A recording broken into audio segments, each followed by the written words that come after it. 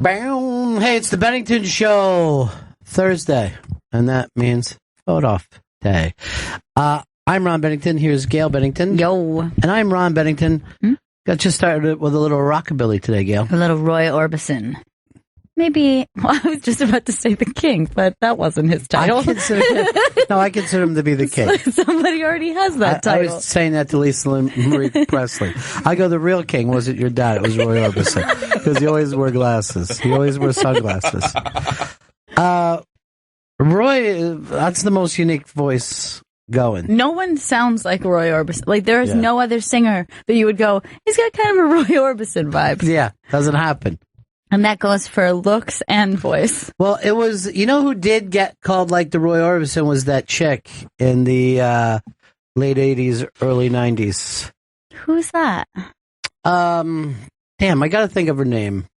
Did she have a TV show, a reality show? Is it Lisa Loeb? No. Lisa Loeb. She wears glasses. No, these are sunglasses. She wears, look, there. It's like Roy Orbison. We're only going by voice. This is so mean-spirited. Yeah. Come on, it was like, she was the great lesbian singer, and she would... Katie Lang? Is it Ida Franco? You gotta stop helping, Chris. Seriously, you're not thinking at all. You're just thinking one thing. Yes, it's Katie Lang. Oh. It's not Lisa Loeb and Ida Franco. The only people they have in common is with each other. You are a derailment. Katie Lang. Which, by the way, isn't Katie. K and a D. KD. Katie, thanks for coming by today. Can I call you Kay? Are you Roy Orbison? She should have been the traveling Wilbury replacement. Everybody would have went crazy. You know how we do on social media now. Oh, we just lose it. They go nuts. We just lose it. Hey, tonight our buddy is doing TV. Yes, Mateo Lane is going to be on Seth Meyers tonight. It's very exciting. I can't wait to see him. Mateo Lane is on TV. That should be very, very interesting because those guys don't seem like they would have met each other anywhere. You don't think that they would be buddies? Seth does a pretty good job of getting the stand-ups on TV. Now, there's a piece. Let me see if you can guess, Gail, because I'm sure you haven't seen it yet. Up on the iBang today, what is the best shows for showing stand-ups, and what is the least so far this year? So what of the 5 big late-night shows do you think the most stand-ups have appeared on? Okay, so Conan, maybe? Conan is numero uno. Yeah. I got to see how many that he's put up. But by the way, this is 6 late night shows. So I don't know how there's 6. Conan, Corden, Kimmel, Fallon, Colbert, and Seth. Yeah, that's 6. That makes sense. So who is the least? Who's the least? I'm going to guess Colbert? No, not Colbert. By the way, Conan had 29, and this next gentleman has had 1 stand-up so far this year. Okay, my guess is going to be Corden? Wrong again. Oh. You were thinking this? Corden? I was thinking Corden. But you only got 4 more. Fallon? No, not Fallon. Fallon has done 12. Colbert has done 10. Corden has done 4. Seth? Seth has done 3 and is not the least. Who am I missing? Kimmel? Kimmel's only had 1? James Tiberius Kimmel has only had 1 stand-up on. Not stand-up friendly, as they say. Weird. Yeah. All the numbers, the names are up on the Interbang. I found this to be fascinating because I like you, I thought Conan has been, the easiest, just to throw a stand-up up there. He lets them do their stuff. A lot of stand-ups will then move over, do panel with them. He's very lax with it. Kimmel and Fallon are both much more musical. They'll have that, musician at the end of the show. Man, I guess now that I think of it, yeah. We never had a lot of stand-ups on his show, surprisingly. It was with Jay Leno had the Tonight Show. He was, for a guy who got to do so many sets himself when he was younger, did not believe in having stand-ups on. Now, the thing about it is kind of interesting when you go through, according to this, and I got to see who wrote this, but Conan has had the most stand-ups on the show. Now, their point was Colbert has had the edgier stand-ups on his show, and Jimmy does the big headliners. He's comfortable if you've had a massive amount. And Kimmel has only had on July 29th, Dino Archie is the only stand-up who has appeared so far this year. Wow.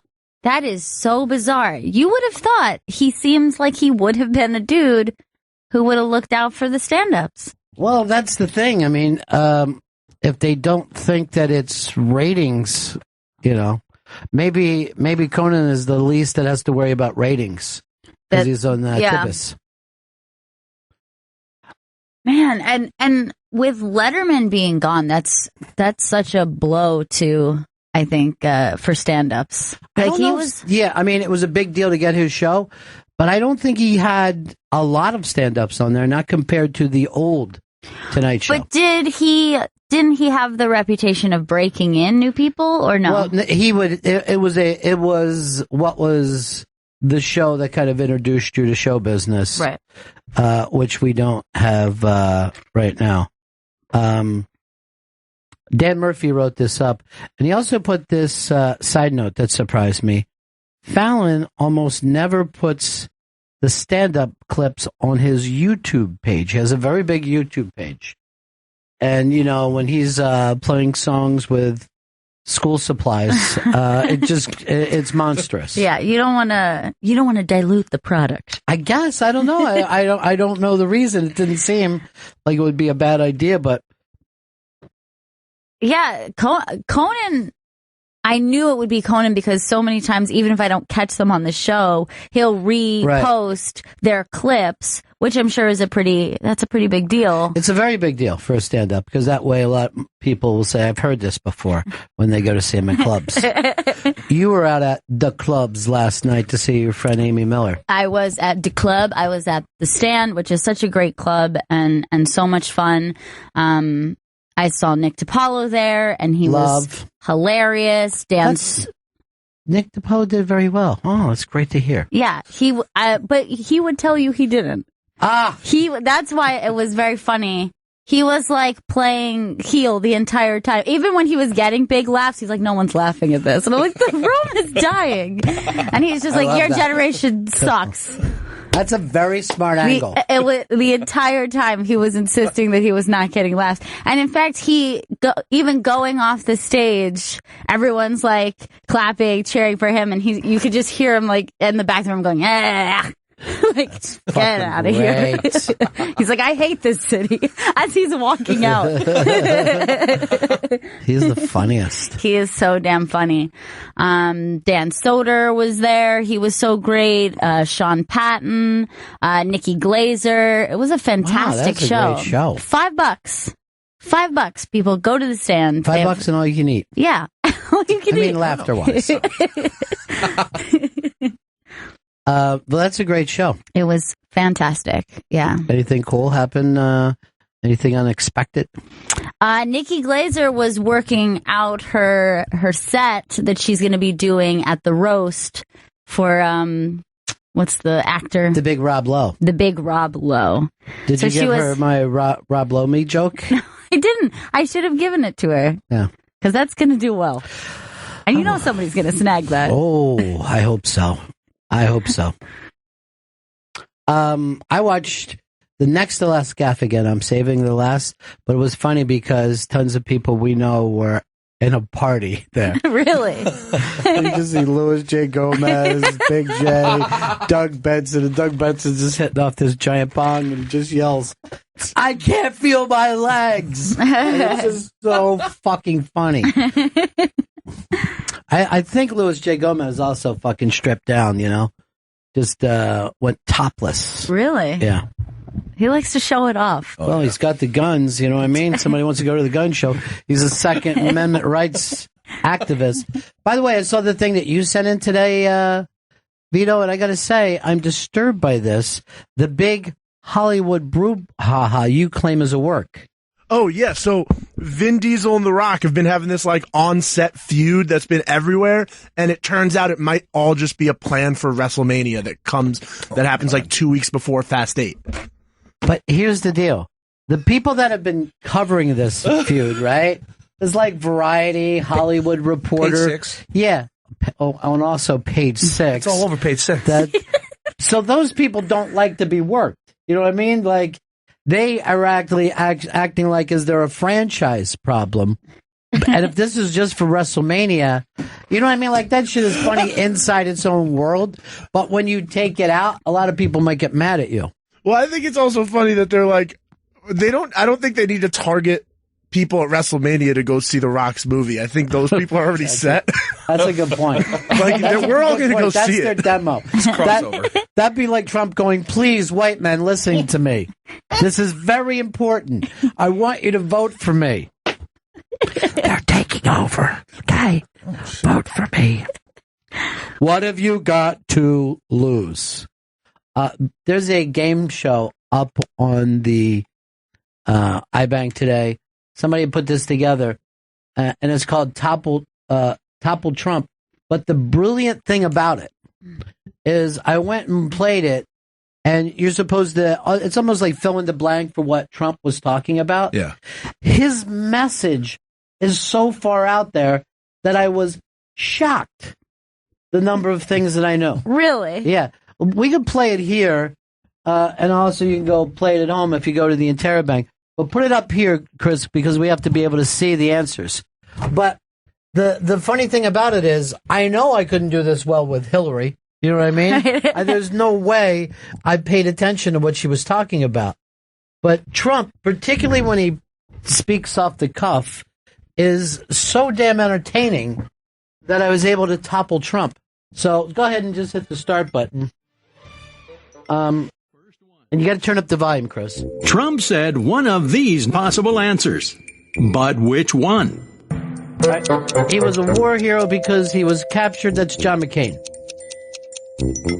He's a war hero because he was captured. Okay, I knew that one.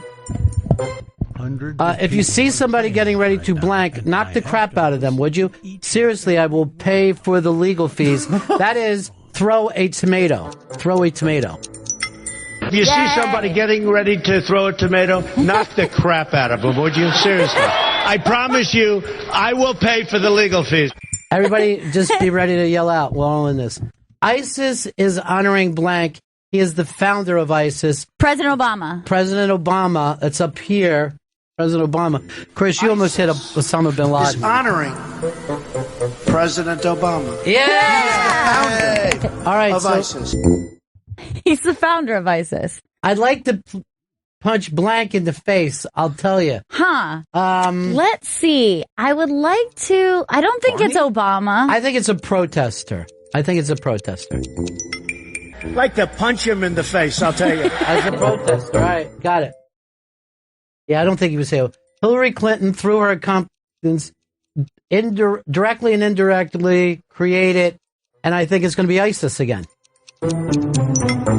Hillary Clinton, through her incompetence, believe him. He's a nut. Directly and indirectly created ISIS. Both directly and indirectly. If I had it to do, I would absolutely bring back waterboarding. Waterboarding, Chris. If I have it to do, and if it's up to me, I would absolutely bring back waterboarding. Good answer. Wow, you're in a hurry. I'm the worst thing that ever happened to blank. Republican Party? I'm going to go back with See, that's what they might say. I think he's going to say ISIS again. I'm the worst thing that's ever happened to ISIS. Oh my God, the way he delivered that. Yeah, that was a scary one. I believed him, actually. All right, next one. I'm the worst thing. Russia, if you're listening, I hope you're able to find the 30,000 blanks that are missing. I think you will probably be rewarded by our press. It's emails, not nuclear warheads, Chris. Russia, if you're listening, remember, you scare me you're able to with find you on the mouse. the 30,000 emails. Yeah! I think you will probably be rewarded mightily by our press. Mightily. All right, we hit it all. Yay! Yes. Vito, I didn't hear you yelling out, and you're supposed to be our Trump guy. I don't want to throw the shade at my boy. I do feel kind of sad at the end of it. He's just Trump toppled, and there's just, I guess, birds flying around his forehead. Sad Trump.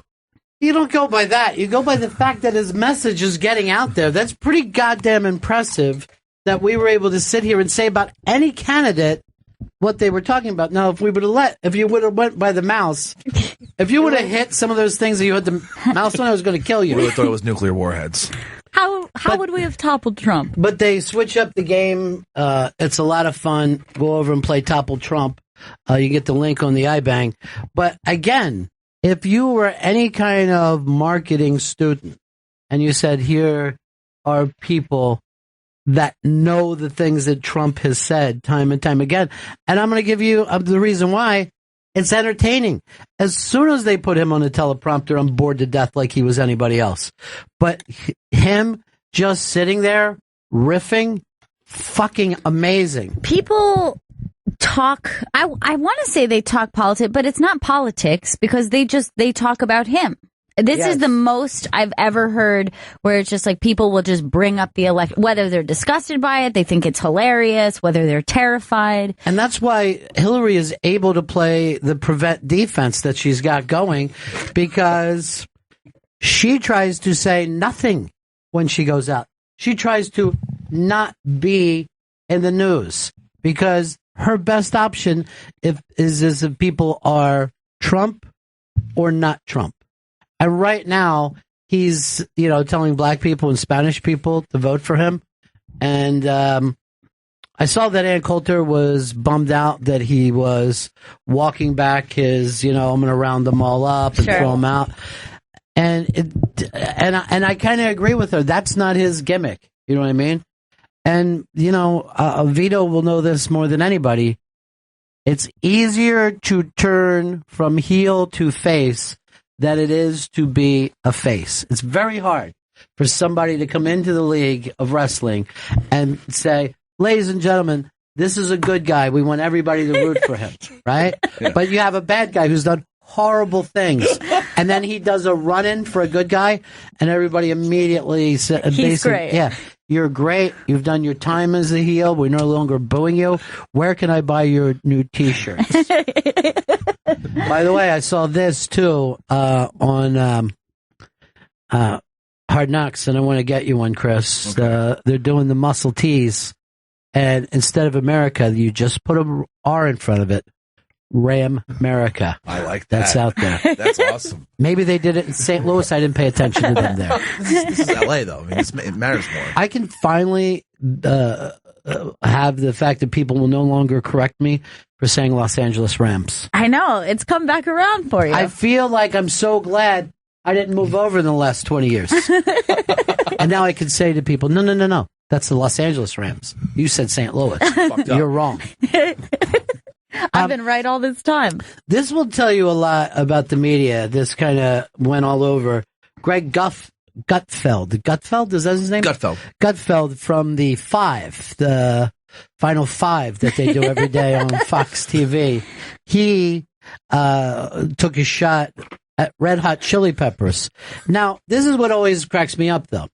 You will not go viral for saying, I really love the Red Hot Chili Peppers. He would have been ignored. But he said just the opposite. And he called them, what did he call them? A poor man's Faith No More. Wow. I think they were around before Faith No More. I think they were. By about 10 years. It's insane. But it's always been one of my favorite topics of a band that you hate that gets universal love. And I could go to any party and say, what's a band that everyone hates that you love? And I have no problem just fucking ripping any band, no matter how great they are. We used to have a program director who loved the Beatles to a sick fucking thing. And every day on the show, in the middle of the show somewhere, I would just talk about some Beatles song that was embarrassing, right? I go, that's as bad as Yellow Submarine, you know? And then every day I'd see him in the hall and he goes, you know, they also had a lot of other, you know, really great things. And it was an amazing thing. They all went into the studio together, you know what I mean? Like he would want to talk about it. And I go, oh, weren't they like a boy band? And then he also loved Star Wars. So every day I'd say something terrible about George Lucas because that woke him up. Nothing else I said on the show. Right. Let him even know that I was doing a show. But if I just took little pricks at people that he loved, you know, and it's easy for people to say Nickelback or whatever. Yeah, Nickelback is the easy go-to. answer. And that's just a matter of being, but you really, to hate someone that everybody else loves, you've got to say, well, if I said DeVito, I despise Bruce Springsteen, I'm going to wake that son of a bitch up. He's going to ready, you know, start Born in the USA. Right now, the river still being celebrated. And then, yeah. But if you said to him, I too like Bruce Springsteen, the conversation's over. Nothing. But if I want to get a rise out of him, if I want to troll, as the youngsters say, but there are bands that you don't like that other people well, yeah, do like. Nickelback is the current one, but when I was younger, it was Creed, was a very popular band. But and unpopular with everybody else. Yes. Which is actually true of every band, if you really think about it. I mean, if you sell 1 million copies to your record, it means 349 million people did not buy your record. And like the biggest selling record is like 30 or 40 million people, which means a lot of people didn't go pick up this fucking record. Most people still don't like you. But Chris, do you have a band that people absolutely love? Maybe even people in this room love and you despise? I can't stand Billy Joel. And I know, we're growing up in this area especially, people just, I never got Billy Joel. You're lucky that fucking Spencer isn't here today. That would really hurt his feelings. Maybe he would have quit, much like Coach did after your harassment. I did not harass her. Then why isn't she here? She said you punched her in the stomach. Oh, is that what she's telling people? Now, what do you hate about Mr. William Joel?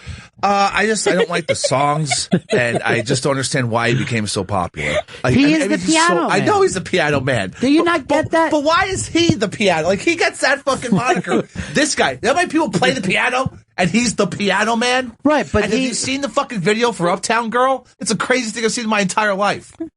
Well, she's been living in her white bread world, and he's like, I guess he was working on old cars, if you go by that. Dancing with the rest of his buddies? But can you define people by their videos? I mean, it really isn't even their decision. Yeah, I don't think that's a fair reason. There's a lot of good bands who have made bad music videos. Yeah, I guess he works at a gas station or something. I'm on your side with him taking the piano man. I mean, you got me there. You're passionate about it. He called himself the piano man. How does it stick? Because he wrote this song? He wrote a song that more people can sing than our national anthem, and you know it. This video is so bad. It's so bad.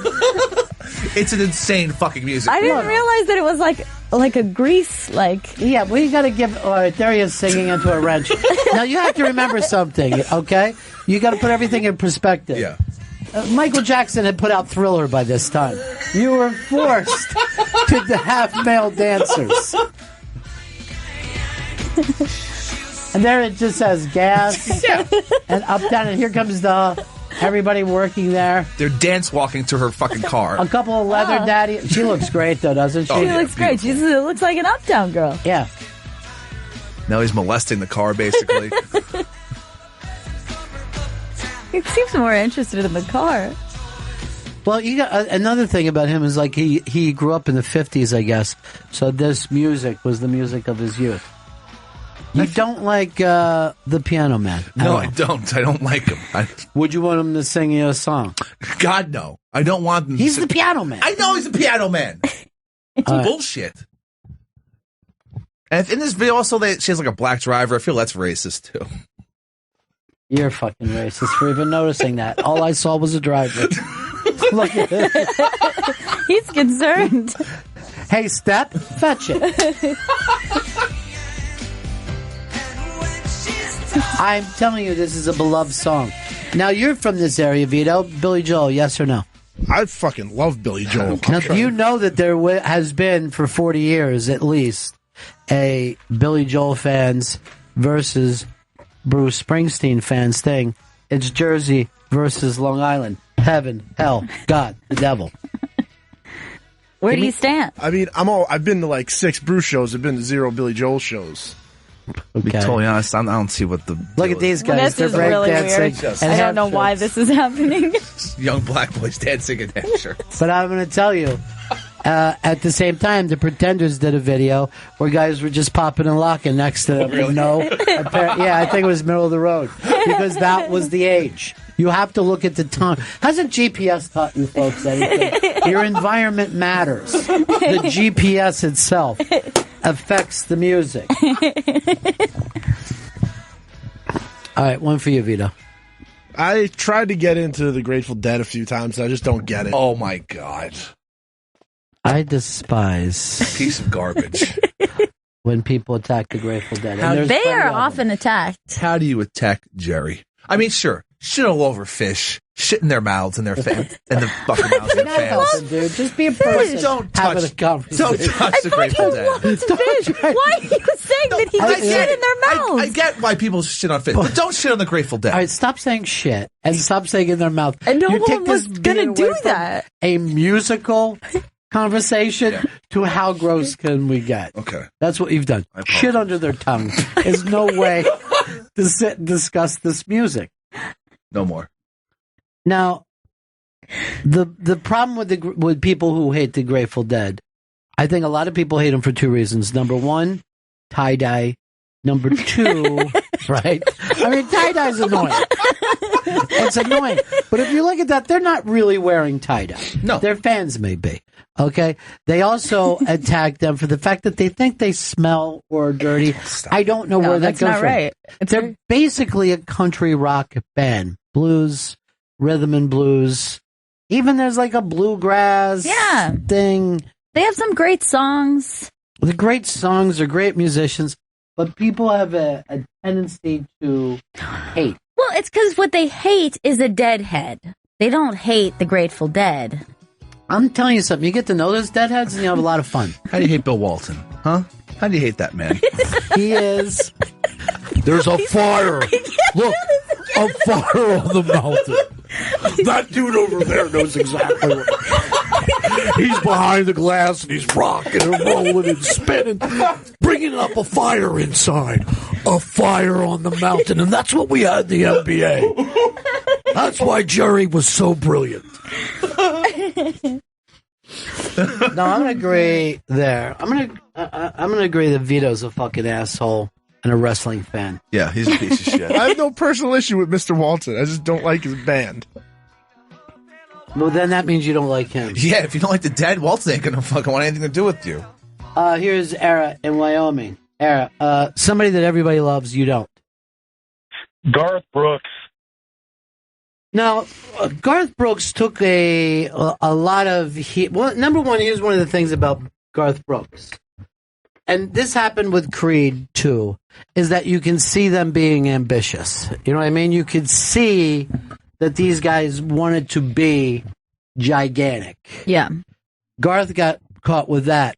But he's incredibly popular.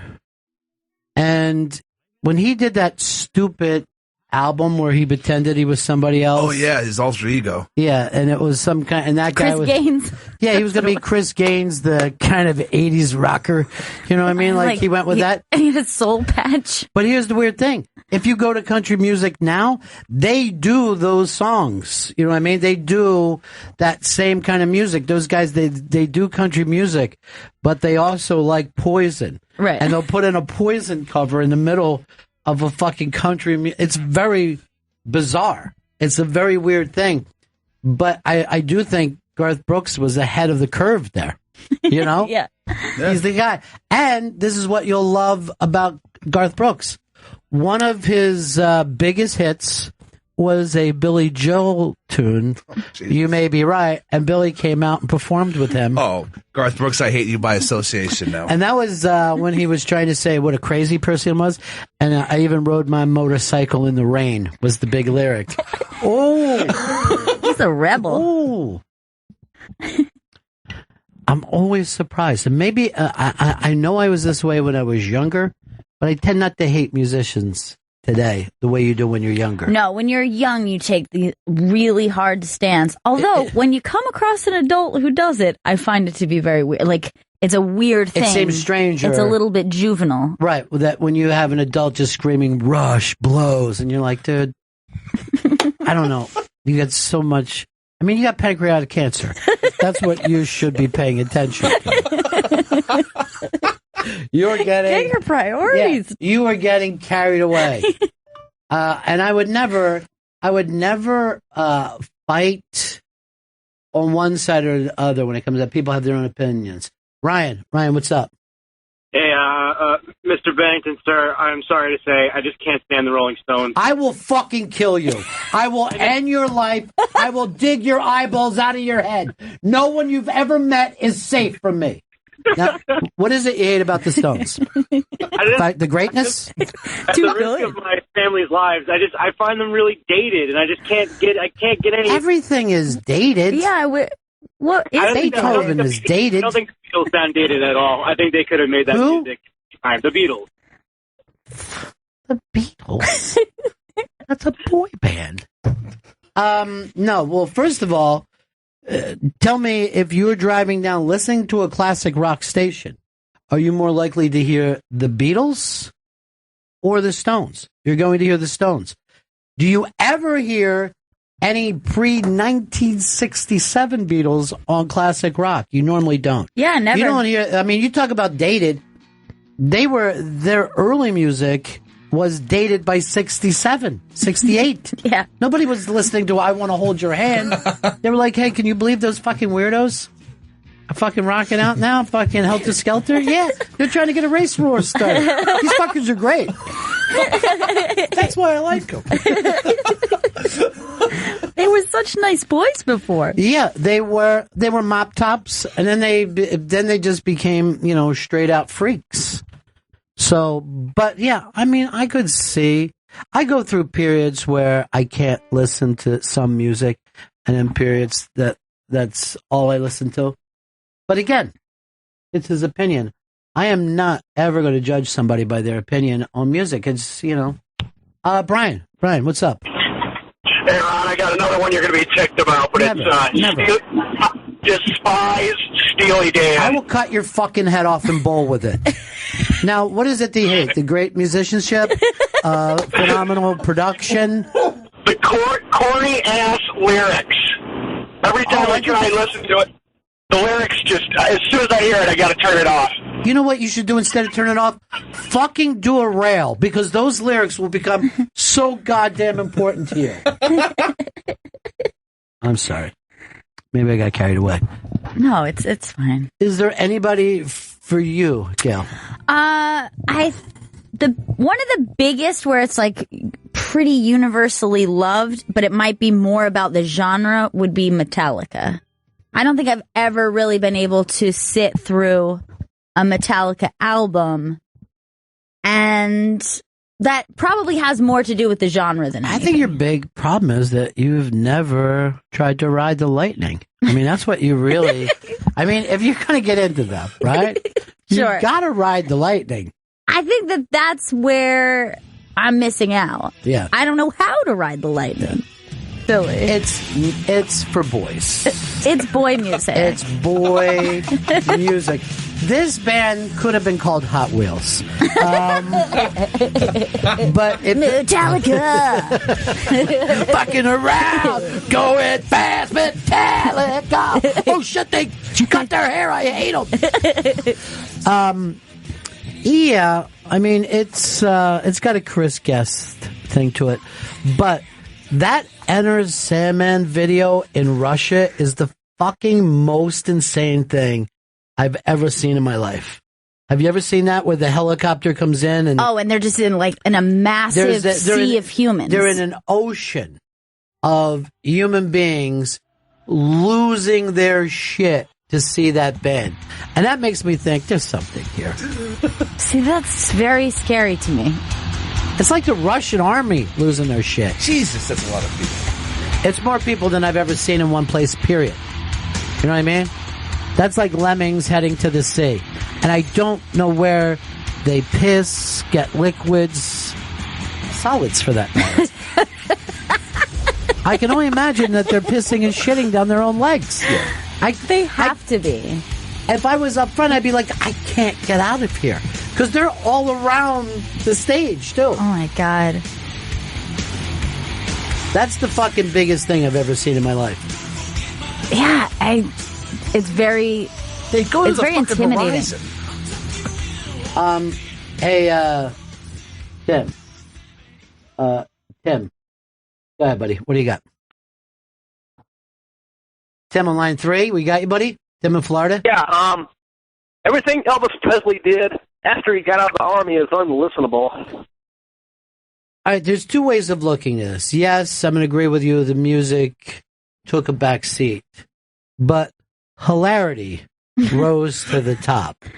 And Elvis in a Hawaiian shirt singing dumb songs will make me laugh endlessly forever. But the thing is, Suspicious Minds is post-army. Yeah, by like 12 or 14 years. Yeah. But that's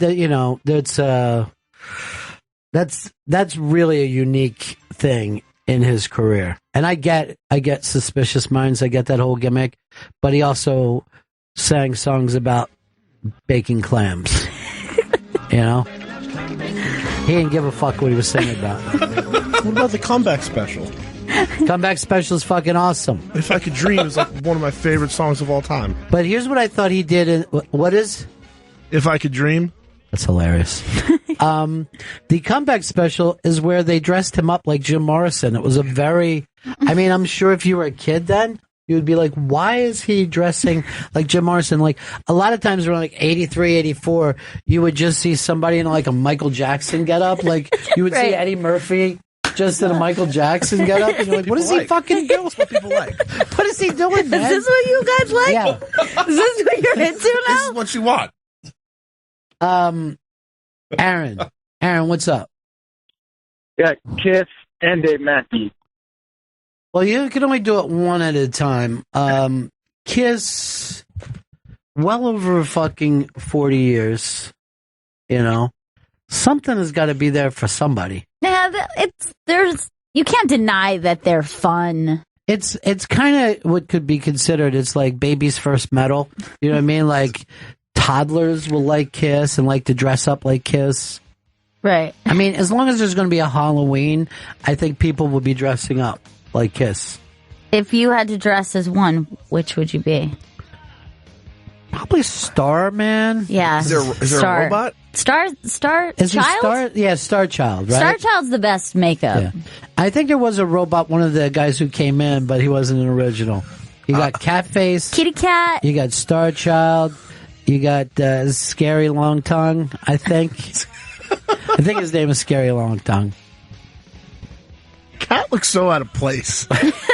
Kitty Cat. I don't know. It's just like a... He's a pretty kitty. I mean, they're into some cosplay where he would just be like grabbing at your balls like, you're a bad kid. You're a bad kid, aren't you? See, Star Child's my favorite because that's the most glam look. The other are kind of metally. He's got the red lips. It's very feminine. But the fact that they're but glam, hairy chest. You got to give them all the credit in the world for not shaving their chest down. Yeah. I know. They're in the glam 70s. I feel like they're a poor man's Guar, you know? First of all, they started 25 years How before are they Guar. a poor man's Guar? As Guar, they ripped, who ripped off who? I think it's also another band that could be called Hot Wheels. If I'm going to be totally honest. What's the character on the left? Is that the robot? No. I don't know. That's the guy who came up with Nazi stuff for them. Do you ever see like their Kiss thing look like the SS? Yeah. They're always taking heat for that shit. They're like, we're Jews. Under this makeup, we're Jews. Just the fact that they had to sit and put their own makeup on, like off-Broadway guys, is always hilarious. But they Kiss made a GPS, and you were shocked and enjoyed. I was shocked, and I loved. Creeps with Kids, getting a lot of feedback. Everybody's loving that little kid who sang for us. Great kid. Robert Kelly's Creeps with Kids, Tuesday, August 30th. Robert Kelly, Bonnie McFarlane, Jim Florentine, Louis J. Gomez, ComedySolar.com for tickets. Robert Kelly asked us to be part of this, and quite frankly, we don't know what we're doing, but we immediately said yes. Yes, I will do it. Yes. Whatever you'd like, Robert Kelly. We'll all go down for together if you want. I have no problem with that at all. Bands, and we get into this conversation from time to time. Here's Paul. Paul, what's up? Hey, Ron, how you doing? Good. What's up, guys? Hey, I'm gonna say Jimi Hendrix. I think he's been overrated, and it seems like everybody says, "Oh, he's the best guitar player." I think those same people never sit and listen to an album of his. Well, first of all, you couldn't be more wrong that people don't listen to an album of his. Second, the people that called him the best guitar player are guitar players. You will hear this from Eric Clapton and Eddie Van Halen. I know, I've heard it all my life, and even people that just play in little bands around here, they play guitar and go, "Oh, he's the best guitar player. He can do things that no one else can do with a guitar." And that's fine if you can, but if it sucks, it still sucks. Okay, sound like you're jelly. Yeah. Yeah, he's throwing shade. Tim in Vegas. Hey, Ronnie. Yeah. The cover that was done by Billy Joel, wasn't that Shameless, not the song that you mentioned? No, it was, and I don't, this is Brooks doing it, but I think it was called You May Be Right, is the song that he covered. Oh, I thought it was Shameless. Okay, that's all I got. That's it? Nothing else? Nobody else bothers you? I mentioned the Charlie Daniels Band. I can take them or leave them. Well, this is the thing about Charlie Daniels to me. I hated the fact that years later he went back and changed lyrics to take weed out of it. Oh, really? Yeah. That sucks. And Long-Haired Country Boy, he went back and changed it from like toke to joke. Because he didn't want any, kids are listening. Oh, yeah. This is the other thing about Charlie Daniels. First of all, if you're fucking chasing Bugs Bunny around town, you can wear a hat like that over your eyes. If not, you can't. And then that other song he did called America, where he's like threatening, I guess at the time at Iraq. Oh, yeah. And he uses the lyrics, "You just put your hand on a Pittsburgh Steelers fan." You're just like, no, dude. No, let's take another pass at that. This is more of a first draft. Andrew, what's up? Hey, Ronnie B. Late 70s, early 80s, I hated Bad Company. They were supposed to be heavy metal, but they had all these poppy hits. Well, I don't know that they were ever supposed to be heavy metal, Right. I went to see them this summer with Joe Walsh, and let me tell you something, they kicked ass. They did really well. That's hilarious. Now, who was with them? Who was touring with them? Was Paul Rogers singing? No, they had some young guy. See, that's what gets to me. I don't know. I mean, you go to see the guy, Paul Rogers, and who's got really, truly one of the great rock and roll voices of all time. There's a lot of terrible lyrics in that. Shooting Star Alone. What is that the name of it? Don't you know the... is it Shooting Star or Superstar? It's Shooting Star. Oh, that fucking song is so embarrassing to me. But I think his voice has always been amazing. All Right Now by Free is one of the greatest songs of all time. But I think it's really funny because I went back to see him. I can't tell you how fucking great he was. He wasn't even there. Again, everybody has their own opinion. It's okay. I'm already feeling like I'm going to get attacked for my Metallica. You don't have to, because even their own fans called them Metallica. Yeah, you turned on them. They became the George Lucas of metal. And I don't think a lot of those people are back. Really? They never returned, do you think? I don't think so. I think the people who stayed mad over the combing and cutting of the hair. It's up to each person. Here's Ted in Providence. Hey, buddies. Yeah. Yeah, I have so many friends who love them, and they constantly tell me, like, when I was younger, they used to tell me, you're not mature enough, give it a few years, and you will really start to love the Smiths. And I have tried, like, probably about once a year, I'm like... Sir, you sicken me. The Smiths are a very divisive band. I know. And they even know that. I know that you guys don't really like the Smiths too much, you and Chris. If I look at the way other people love the Smiths, it's kind of lost on me. I think they're good. They're good. They're just good not like 80s band. I feel like there was a bunch of those kinds of bands. I feel like they're right in there with them. You don't like people who are like, the Smiths are the greatest band. I don't. The Smiths saves my life is not one of the things that I would say. Who's our friend who does the cover? Chris Gethard. Oh, Gethard, that's right. Yeah. Gethard does a cover band, and he says it's the most important thing to him. Yes, he has a Morrissey tattoo. I believe Morrissey signed his arm or something, and then he got it tattooed on him, something like that. Can I tell you something? Chris Gethard should have signed Morrissey's arm, and then Morrissey should have gotten that tattoo. I would agree with that. But again, Gail, I know it doesn't matter to you, but opinions. Just opinions. I know, you're right. It's just opinions. It's not a big deal. Johnny, Kansas. I really just don't like Elvis Costello. Well, that's because you're a fuckface and everything about you is shit. And that's the only fucking answer I have for you. What do you hate about Elvis? His glasses, the great songwriting? Every time I hear his name, all I think is, He dances like Leo Sayers. I just don't like him. This is boiling my blood right now. No one dances like Leo Sayers. Where would that even come from?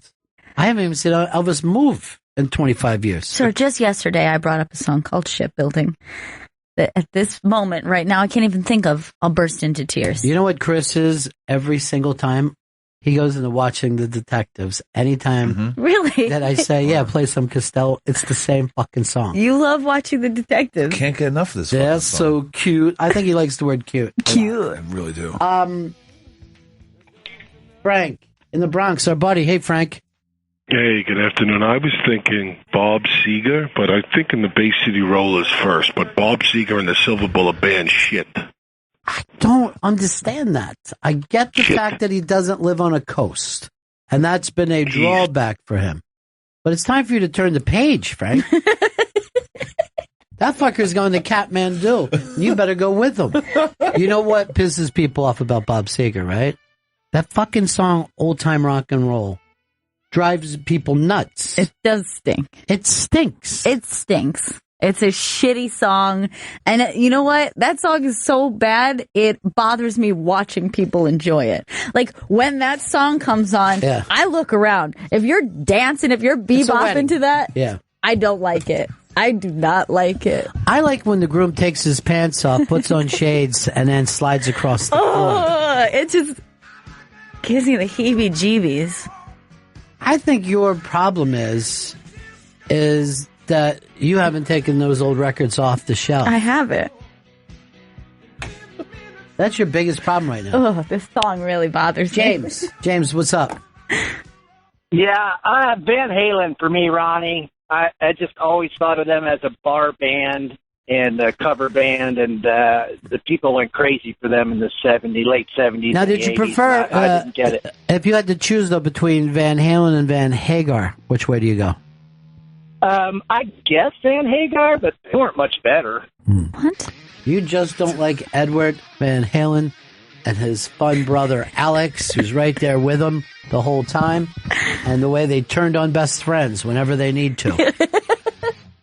Till finally Wolfie Van Halen came in, and now they still have to put up with Dave. If one of those fucking men could sing, their life would be perfect. But I don't think it's wrong to say that they were a garage band or a bar band, which is not a, it's a very cool thing to do. Yeah. If you can pull it off. I've always thought of AC/DC as a bar band. Doesn't mean that they're not great. Yeah. A bar band is also just fun. Like, that's a fun... That's a fun band. Yeah. You're not supposed to be in a band and be like, oh, that really touches me. I'm here in this bar, and I heard something lyrically put together, and I heard a certain tone that just rocked me to my core. That chord change. Oh, my God. Chills. I'm so glad I'm here for this.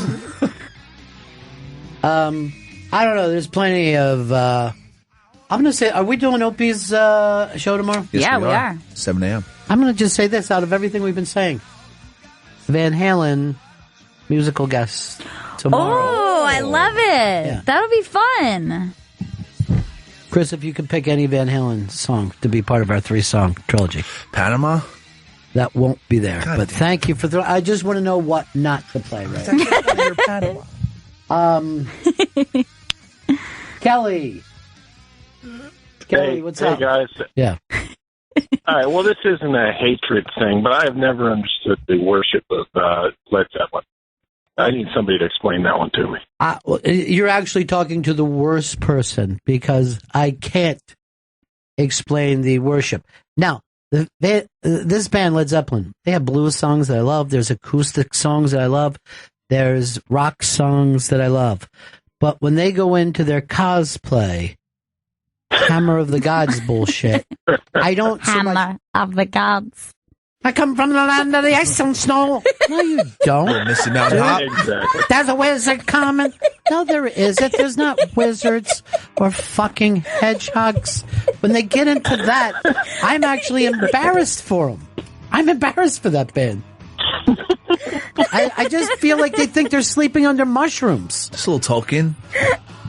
That doesn't belong in rock. I can't get along. I can't go to that. Acoustically, I love them. What can I say? Great song. Going to California, great song. The song Rock and Roll, I think, is one of the best rock and roll songs of all time. It's a great song. And the second they start fucking climbing the stairway to heaven, I'm like, why this song, everybody? Aren't we embarrassed? There's no fairies in the field. I guess that's just being English. English people are so stupid when it comes to that fantasy bullshit. Like magic. No, they just love Lord of the Rings. It's fine. Sing about Sauron. Is that your favorite Zeppelin stuff? When it just gets very... That's a... Hey, David. David, what's up?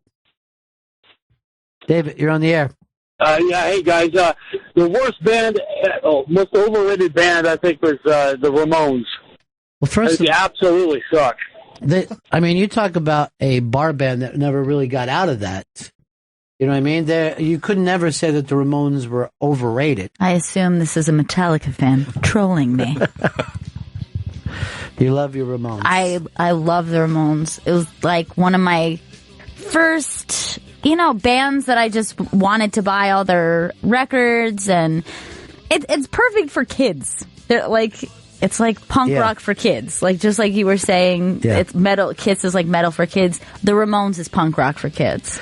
They also could have been a surf rock band. Anybody who liked Chuck Berry or the Beach Boys or and there's no reason, other than the leather jackets, there's no reason not to say, oh, this music is comforting and familiar to me. It's very weird. I feel the same. I think the Ramones have the same problem as Grateful Dead, that people look at them and then imagine something without ever really giving them a chance. Right. They're judging on the right, the look or whatever. A lot of times people end up hating the fans of that group, whatever. Let's go over here to Mike. Mike, go ahead, pal. What's up? I cannot stand Jimmy Buffett. Why? Now, this is the thing about you. You've probably never been to paradise and been hungry for a cheeseburger. By the way, I will say this: yesterday, after I left you guys, I went to the burger joint and had what I now consider to be the best burger of my entire life. It was just perfectly done. So much that I said to the cook, dude, I think that was the best burger I've ever eaten. And he said, thanks, man. Which I loved. It was just done perfectly. This is the one in the Village, not the one up here. Yeah. Gotcha. But I've always said the one on 57th is better than the one in the Village. But there's more room in the Village. It's not, you don't go there and there's a fucking line down the block. But, somebody, I forget who did it. They just did some burger off in New York and they put Burger Joint as number one. Really? Yeah, they set up as 16. But Jimmy Buffett has his own station here on Sirius XM. This is how beloved he is. He's very loved. He has a station of his own. The only other people, Petty has a station. Pearl Jam has a station. Bruce has his own station. And Buffett. Elvis. The King, of course. I mean, that goes without saying. Roy Orbison? The King? Sinatra. Well, Sinatra's not of the rock age, but yes, he does have his own station. I believe Garth has his own station now. Yeah. And it's somehow Brownsville Station, the band that brought us Smoking in the Boys Room, has their own station. Wow. Shit. Yeah. Is it just called Brownsville or it's called Brownsville Station? You would think, but they just call it Brownsville, and then they hope that you'll say station. Quick, Vito, who covered this song? What 80s band covered it? Chris Stanley, are you ready with this? Motley Crue. No. Fuck. That's what I was going to say. Both of you were wrong. It was a sister who was quite twisted. Oh. Who deserve their own station. Because they would be willing to come in and program it and be here the whole time. 24 hours a day. Shane, Texas. Yeah, Ronnie B. I know everybody loves Neutral Milk Hotel and they suck. You fucking sucky piece of garbage. What the fuck is your problem calling it with that trash, you scumbag? Oh, you're doing my bit. I can't have this bit anymore. Now it's not my bit. Couldn't get your own bit? Bit thief. He fucking But insulted. you did my bit. You didn't come up with a new way of doing it. People insult. Vito, I gotta have a new bit now. Chris took it. You can tell people to put shit onto their tongues. Oh, you scumbag. Oh, he got him. He got you good. He got you. He's shit yet again, aren't I? You know what? I'm gonna call Rob Lowe and tell him the roast has already been done by fucking Vito. Seriously, if this was the Rob Lowe fucking roast, Vito would be a major star the next day. Everybody be talking He's a about roast master. Did you see that big dude that got off that great line on Chris Stanley? Literally knocked him out with one punch. You should have yelled Homestar after you fucking hit him. Wait, Homestar? World Star. Why would I say Homestar? Because of the fucking cartoon? Star. You know what? I need a little Labor Day vacation. You want Homestar? It's Homestar fights. I'm getting out of here. No, he was. I hate you all. He was doing your faces. No, come back. He was doing so good with that too. He was doing so Why good. are you writing instead of talking to me? He's running a little late. Yeah, okay, that's all it takes. That's all it takes. As long as you're not jammed up, you don't have anybody next. You're fine. Do? Yeah. You just say do? We do. Do. Why did you steal my bit? He insulted Neutral Milk. But now I can't go back. No, so you're saying it's so simple to get to that bit to set it up. Well, no, that of course not. We don't lose our minds and then fucking attack. Chris, what happened when people talk shit on the Ramones, the Smiths? Did I step on his bit? Right. No, I took my own angle. I like to do Trump topple Trump, but do it as Trump toppled Stanley.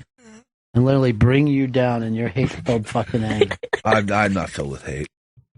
Remember when Vito said that thing? Yeah. I hate Vito. Everybody was laughing. I hate Vito. You know what's fun about that is that we weren't laughing so much with Chris. You know, That's the part I didn't like. It was the laughing at him. Yeah. That's the part that hurt.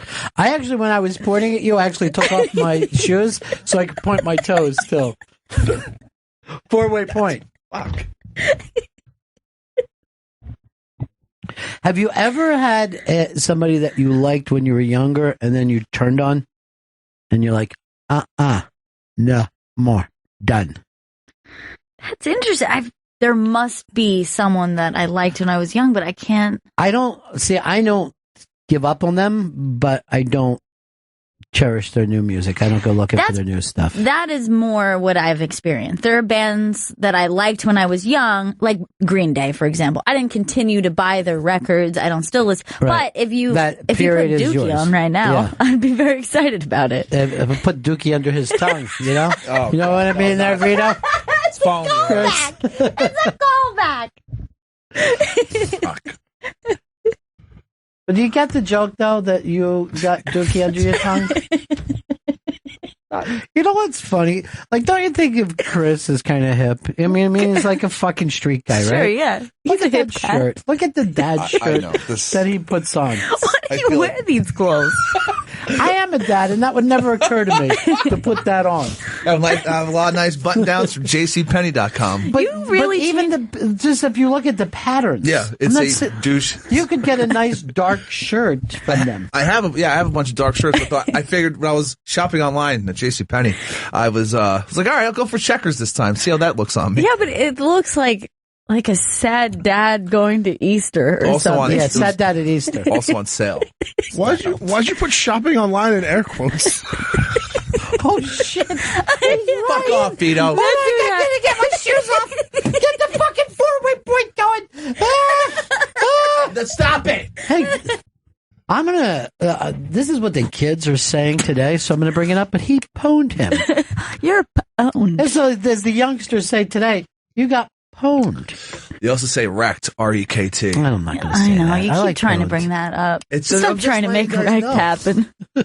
It's not drug going dealer's to called the happen. plug now. I also found that out. What is? A drug dealer is now the plug.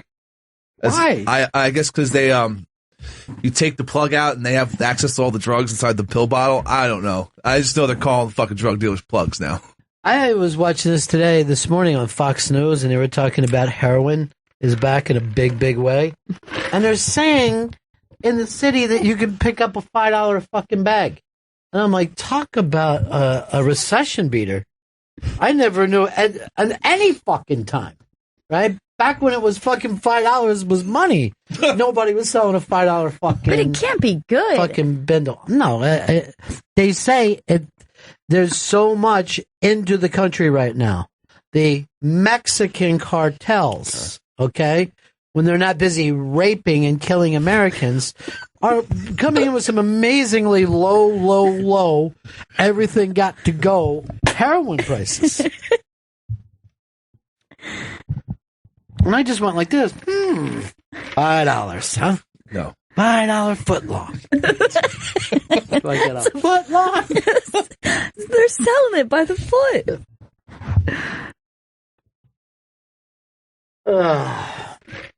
And people are saying no one under 70 has ever went to shop at JCPenney. What's that mean? You know what? They What's gave me a that JCPenney mean? card. I'm going to use it. That's all the right? first card they give anyone. It's the very first card. I'm proud to have it, Ron. Proud. All sorts of nice shirts. But here's the thing.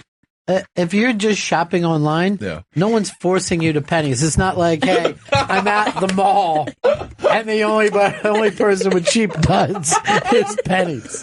You could go anywhere online. We saw how many times you tried to click off the fucking bad Trump answers. It was scaring the shit out of me. I'm still baffled that we know that many Trump quotes. It's very weird. We didn't miss one. Mm-mm. I mean, I would have. I mean, Yeah, Chris, you would have done really terribly. wanted to choose nuclear warheads. You know what's really That would weird? have been a responsible thing to say, so it wouldn't have been funny. What's really weird? This dad shirt thing happened when he had his bum wing, and he never went back. Yeah. He was a straight T-shirt guy. He was like a black T-shirt dude. But go to the dollar store, Hoodie. buy a pack of fucking T-shirts. So for why are you $6. into the button down?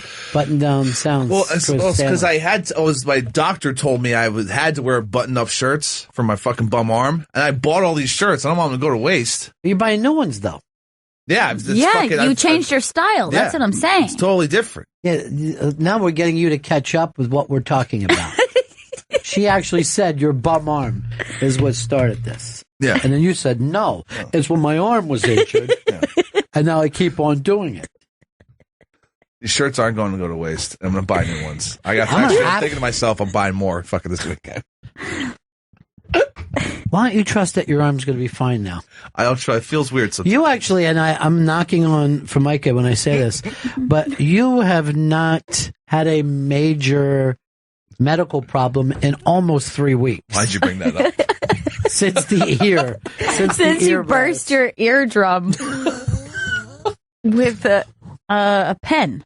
No, it wasn't a pen. It was, I fucking took knife. a shower. Not the knife. I took a shower, water got in the ear, and then it was all fucked up for a week. My dad is 89, and I don't have the health discussions with him that I do with you. I saw, I think, did I already tell this on the air when an old friend that I haven't seen in decades, I see him at the funeral, and he's like, how's your health? And I go, don't fucking start that shit, dude. I'm not going to be in these conversations. I don't want to sit around You don't want to be health. the elderly person who... And then when I'm ranting at him, I realize he must have said it. I go, oh, so how's yours? And he goes, I've had a few things. I'm like, okay, buddy. See you in another 25. That's a guy you should be hanging out with every day, though. I know. Just playing checkers, talking about our health. You know, kids nowadays. The coloreds. You know, just conversations people have. Old man stuff. Old man, take a look at my life. I'm a fucking nut. I'm watching black people go online and try to explain to Trump how he is talking to them as if they're rubes. You know what I mean?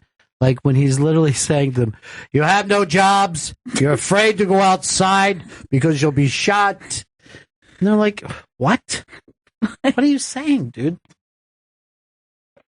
I myself have never been to a black neighborhood, but I understand they're horrible. He's not going to get the black vote, so why is he making this attempt? Do you want to know the truth? Yeah. He's talking to white people who aren't racist. You know, they're kind of middle. You know, they would like less taxes, but they're like, I can't vote for the guy that everybody is saying is a racist. Gotcha. So he's talking to white people as a way of acting like he's talking to black people because he's not going in. I mean, it would be amazing if he would go into black neighborhoods and do these talks. That would be phenomenal. It would be the most interesting thing we've seen. But he's out in the suburbs with a bunch of white people with flags and, you know, 2 or 3 black guys that, you know, they put behind him and stuff. Sure. But that's the gimmick of they don't want him to lose the Republican voter who isn't racist. And it's a very small, thin amount of people. I mean, somewhere around 40, 45. Are you even registered, Chris?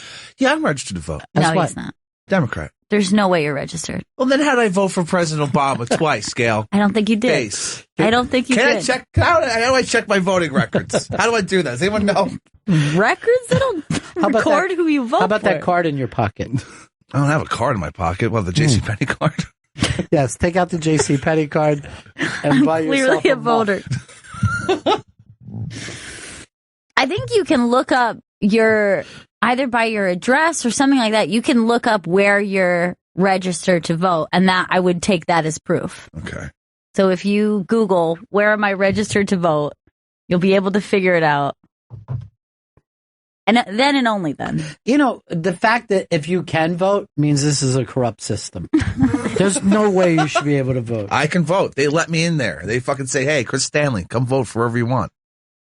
They say that? They say, hey, Chris Stanley, come vote for whoever you want. Yeah, they say that. What happened? Were you looking up the thing and forgot what you were doing? No, Kurt Metzger just called me. What's up? Oh, no. I have to call him back.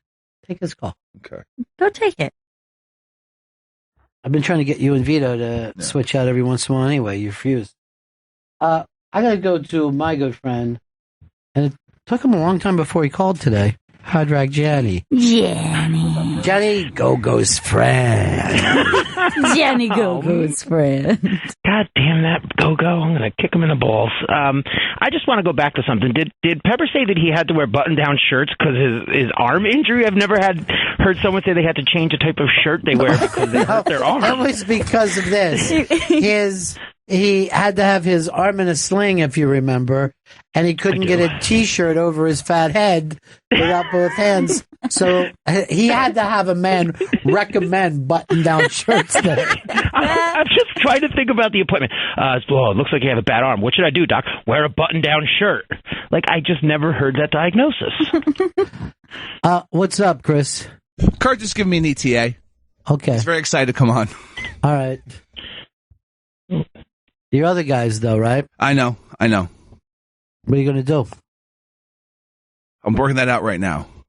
At least you don't have a Carlin interview for me right after the fact. I do. Oh, boy.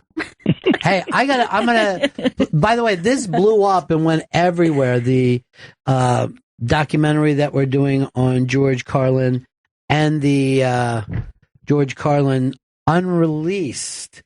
It's an unreleased special, basically, that we're going to be playing exclusively here.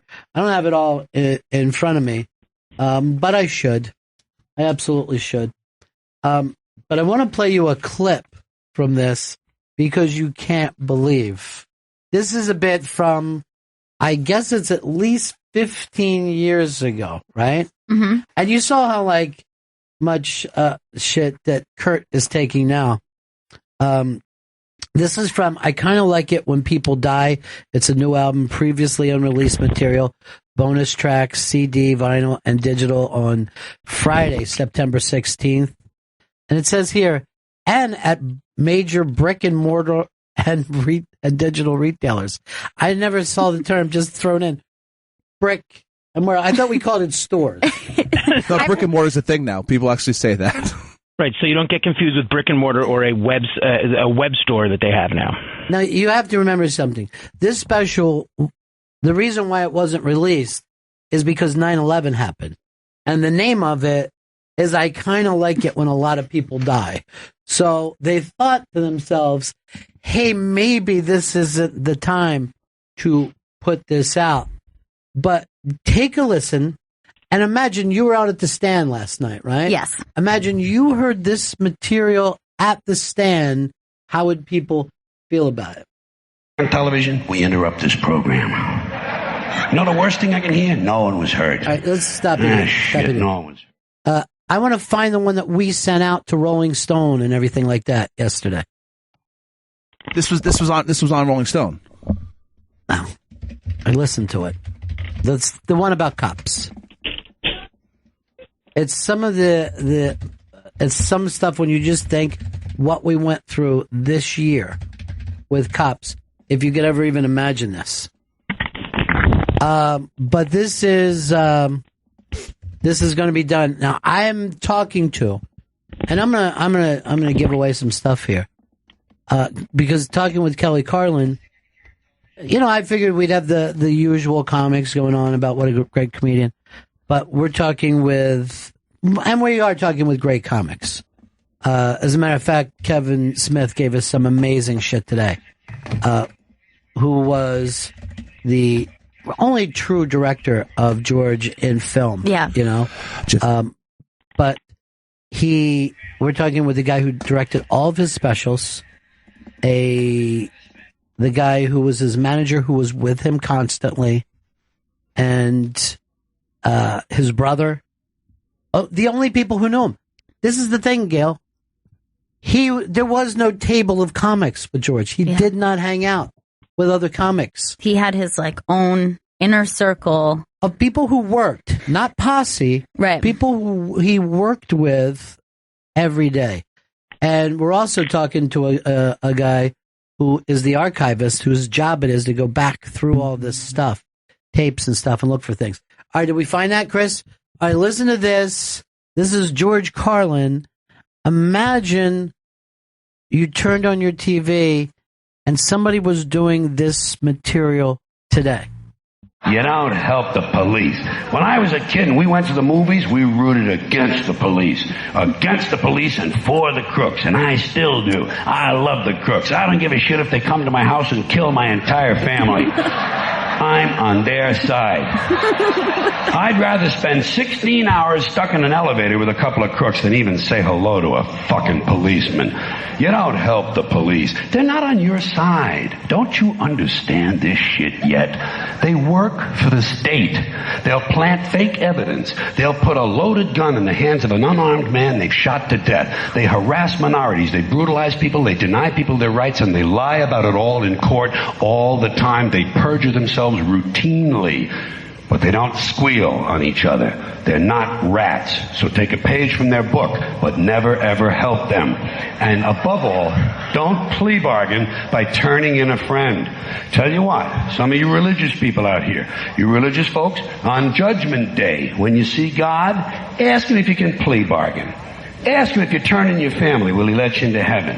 You know what he'll say? He'll say, go to hell. He'll say, go to hell, you fucking squealing prick.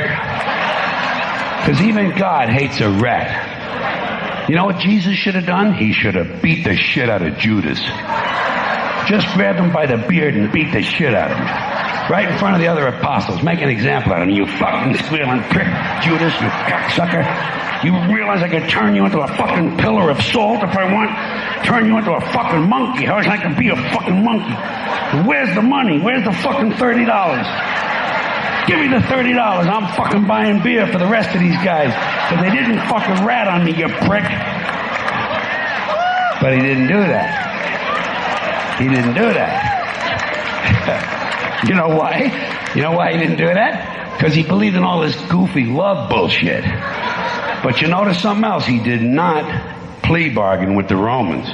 And he didn't squeal on the apostles, you know? He kept his big fucking yap shut, and he took what was coming to him.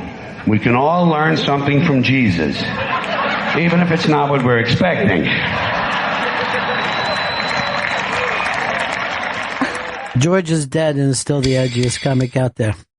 It's amazing. That was crazy. It's crazy. I can't imagine with social media how they would blow up today. No. They would be lined up, or would they?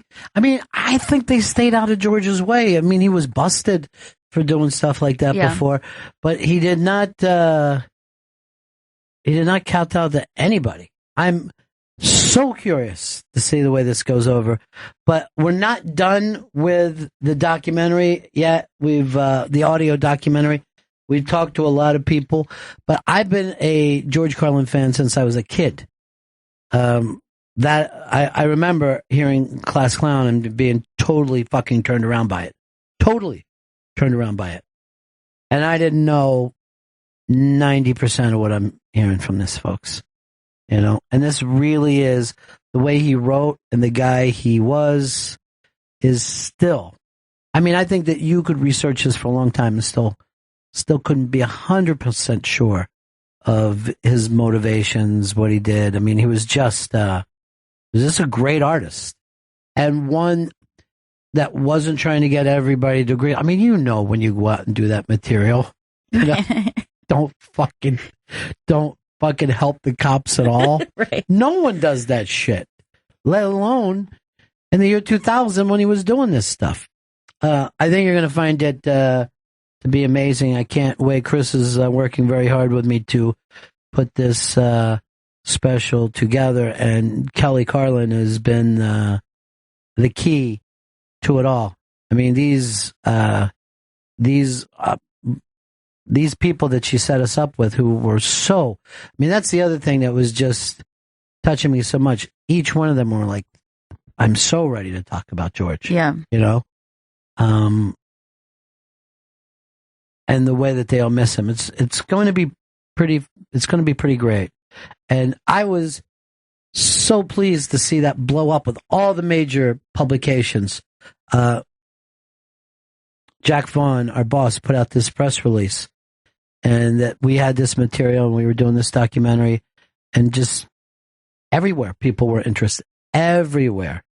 A lot of times we talk, it's hard to interest people in comedy. You can't interest Jimmy Kimmel in stand-up comedy right now. And people all over just blew up for this, so it's going to be pretty exciting. We're going to break here, Chris. Kurt Metzger is going to be in. He will be here in 9 minutes, is what he told me. No worries. We'll see him then. This is the Bennington Show. Hey, it is the Bennington Show on a Thursday. Join us tomorrow morning. We'll be filling in for the Opster 7 to 10 on Opie Radio Channel 103. 103. XM 103, Sirius 206. Very close, just 4 clicks over. That's it. And that's great because you're able to do all the things that you like to do on demand. Fast forward, rewind, all in real time, as much as you want. I like it, Chris. I like the enthusiasm. Very good. Too bad you can't fix ours after 2 years. Too goddamn bad. But anyway, that's going to be a lot of fun. We always like to come in. And good news for you, Gail. Next door playing live when we come in, Ms. Debbie Gibson. Oh. So things are finally going our way. I hope she does her big hit. I don't know what her big hit was, but she was the mall girl, I believe. She sang in malls and got famous. Yeah, she had Was it Small Soldier? Was she Small Soldier? No, I don't know. I never even know what that's. This is the first time I'm hearing that song, Small Soldier. Her hit was Foolish Beat. That's the first time I'm hearing this still. I hope she does it. Foolish Beat. I think that's how it goes.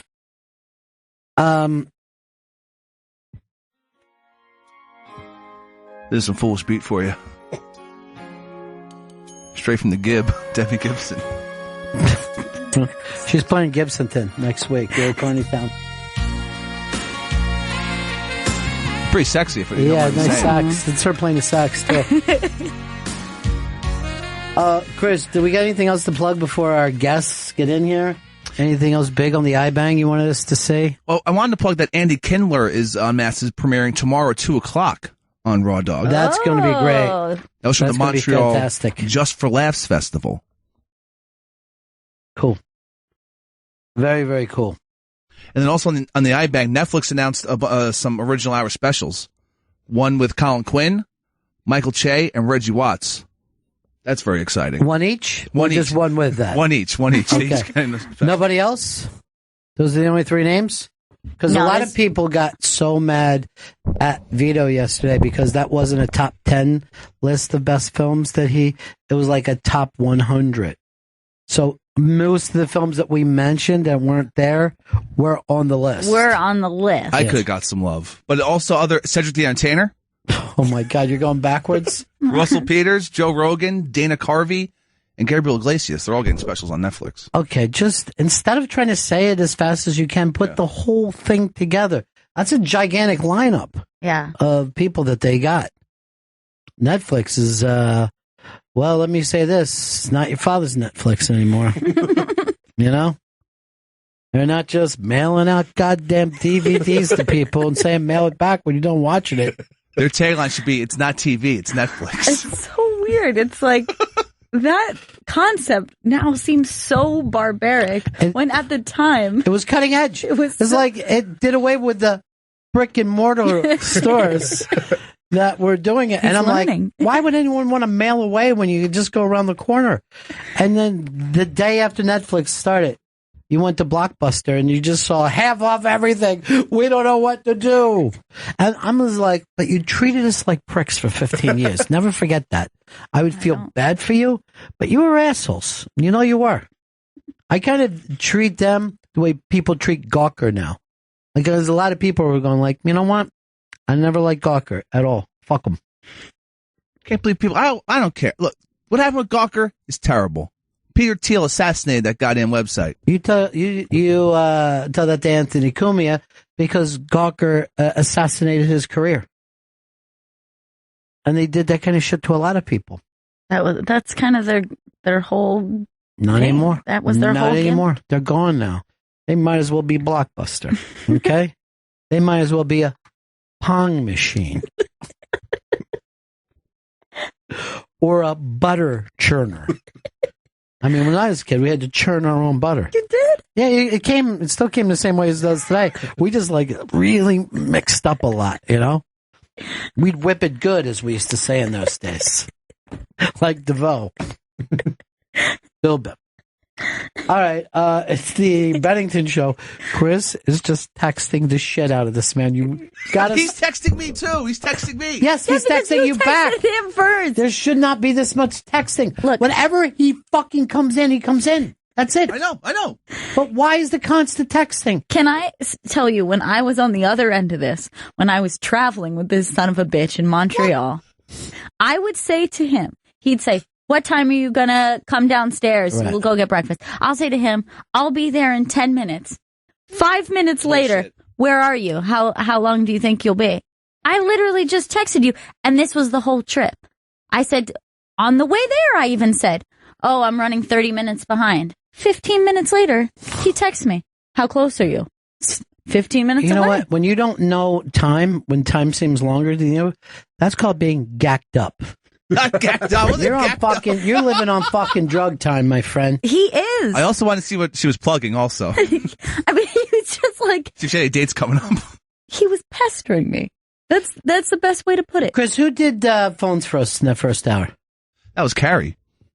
Tell Carrie, bang up job. We know we brought those phones out of fast and furious. Oh, yeah. And she was amazing. Bang up job. She crushed it. Crushed the phones. She says thank you. Hey, Gary. So, we're waiting for Kurt Metzger. We don't know what he's talking about. We don't know whether he's keeping my man. Keeping this fucking trouble going or backing away, but he's wanted to do our show. No, he's exactly 40 minutes late. And we have 2 more comics in another 20 minutes. Yes. Sean Donnelly and Dan St. Germain. How did you pronounce that? Chaint? Sean Donnelly and Dan St. Germain. I heard you say chaint. Chaint Germain. Chaint Germain. I mispronounced. He's a Chaint Germain. Well, Chaint Germain, you've got an unusual name. That's an unusual name, Chaint Germain. Where's it come from? Probably Chaint Germain, I guess. No, it's the Chaint Germain. Here comes the Chaint Germain. Let's keep doing Homestar. This is just going to be really deep Homestar runner references. I'm fine with that. Talk about people who walked away from it all, huh? I know. I miss them. I miss them every day. That's their decision, though. You got to respect it, you know? That's their decision. What's going on with the brothers chaps? What are they doing? Maybe they don't want the spotlight, dude. You know? Maybe they do it for the real reasons.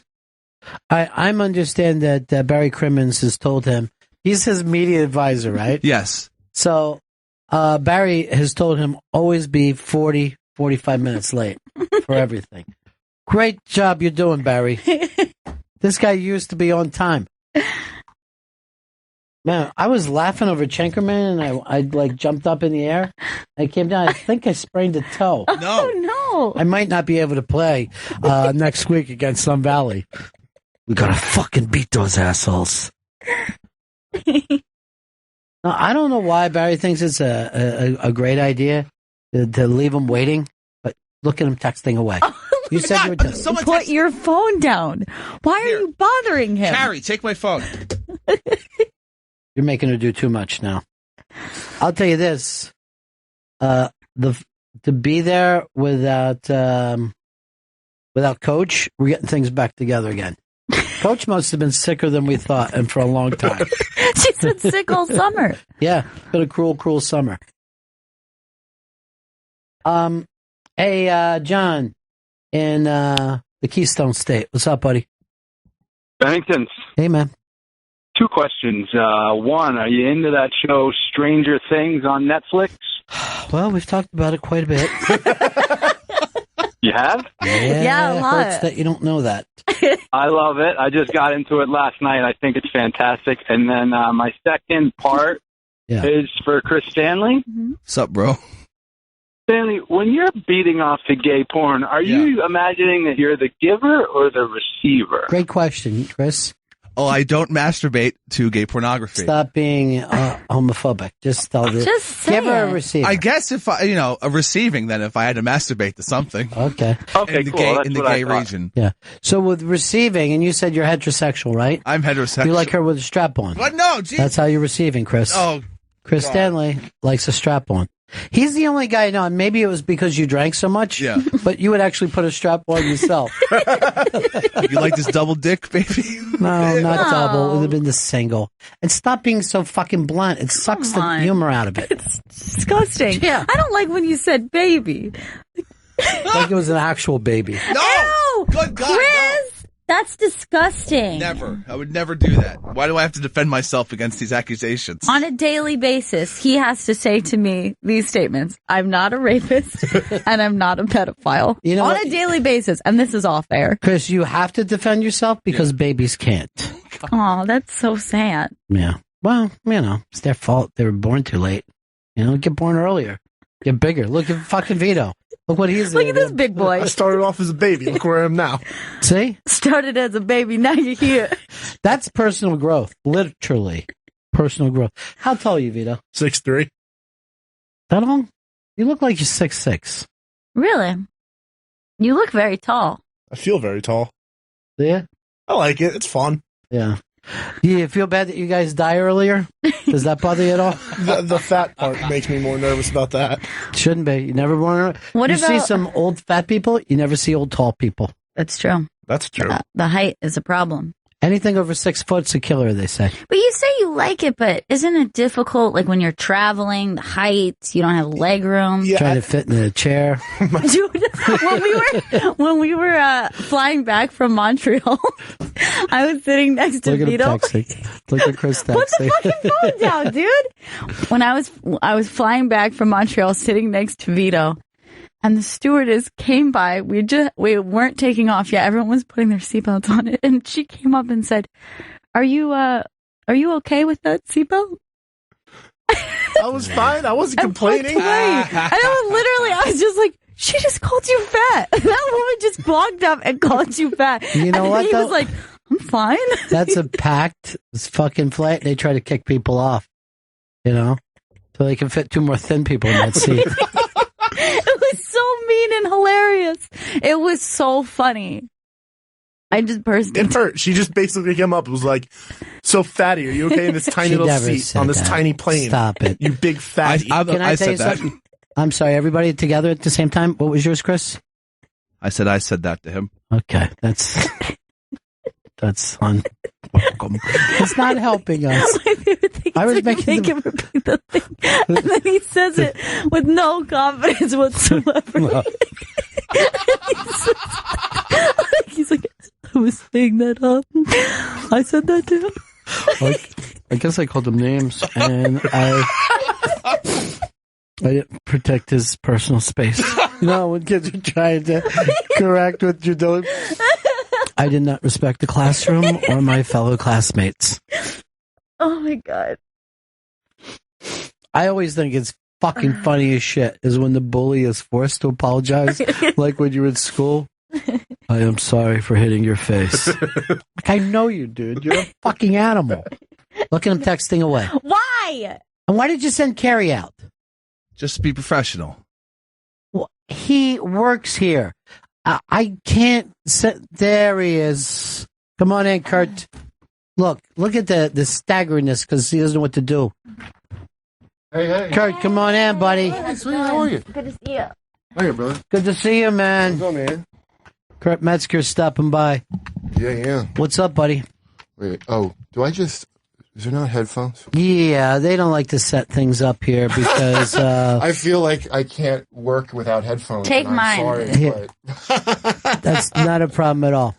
Our staff is like... that might have been Chris that's texting you. First of all, we haven't seen you since Comedy 101, and you were unbelievably funny. Dude, that was the best thing I ever I think it's the best show I've done. It was a good way to go out. Because, even like shows like that, I haven't done something that funny. I don't know when, man. That was so goddamn funny. That night was so fun. You were lighting it up, Sal, and of course Big J. It was a really, really funny night, and it all played perfectly. Is it up? Well, we did it once, and we're going to do it again over Labor Day weekend, but we did like a sneak peek on Opie's show. Could I get a link that no one else can have where I could hear it? That should have been Chris Stanley getting that out to you. He's supposed to do that with all the guests and all that. Yeah. But you were on fire that night. But it was like just a great time all the way through. Now, I know that you missed the gig that you were supposed to be going to. Where were you? What, heaven? Because I almost tried to kill myself? What are you talking about? Are you really this upset over? No, I'll get to that if you want. That, I do want to get into it, but what's the gig that I missed? Well, you said during the show, you go, Ron, I got a gig I got to go to, and I'm like, oh, you can go. I canceled it. I canceled it. But it's really funny. And I thought that was the other funny thing is like, I don't know what kind of show that we have that I could just go, no, you can leave. You can go. There's only a couple guests left. No, I wanted to see the whole goddamn thing. It was so funny. Cause I didn't know, you don't do stand up a lot? No, not at all. I can't believe it. But you started out as a stand-up. Yeah, I started out that way, but, I mean, like, every goddamn thing you said was, like, the perfect, like, a samurai, no-wasted movement joke. Like, it was crazy, dude.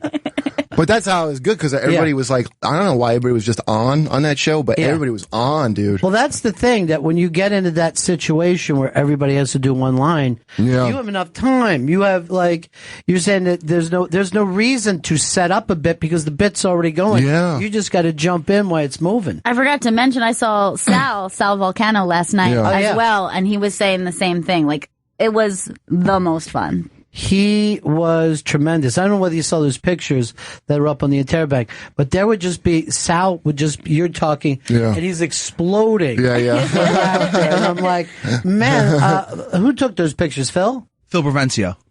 He captured all these really great those photos shots amazing. that night. Well, I'm going to be over there on October. Same place we did at Village Underground. I'm going to be doing my hour there. And it's called Kurt Metzger, You're Making It Worse, which was my title before any of this. Before all the trouble happened. I realized I didn't have to go this far to make the title work. But hold on. Let me just tell you what that date is, because that was doing that show. I was like, I got to run it. October 4th, I'm going to be doing it. Yeah. And that's, you're recording that? It's not for, to go out. It's live. So you just come see it live if you want to see it. Yeah. As for where I'm going to release it, I got some options with, so that's what I'm looking into, but, I haven't picked yet, I'm trying to figure out if I'm going to like I could do it with Louis C.K., on his, of his website, or I got to see what my offers are, but that's kind of what I want to do with Louis, but I'm so goddamn broke. It's a matter of like what I can do okay with. So this is what's so crazy in New York comedy right now is that night I went in and was watching Colin at the Black Pussycat working on new material for his hour. Yeah. And I'm like, holy shit, this is the funniest shit I've ever seen. Then I go downstairs with you guys and it was the funniest shit. I'm like, this is all going on. Yeah. Like some weird comedy. Village Underground is like, I don't know if people know, but like the Comedy Cellar or whatever, but no one was smart to get that. Because it's huge, it's a nice big room. They had so much spill off from the Comedy Cellar of people who couldn't get in. He was like, why am I not getting all the business? Right. And he raises the pay on his own without anybody complaining. You know what I mean? Like, he's smart how he does that, man. Because you don't got to give comedians much to make them not complain. Right. Like, he on his own will raise the pay. And probably we should be getting like 500 a show or whatever. But because he does that, it's just, I won't complain. I'm like, oh, he gives a shit, Yeah.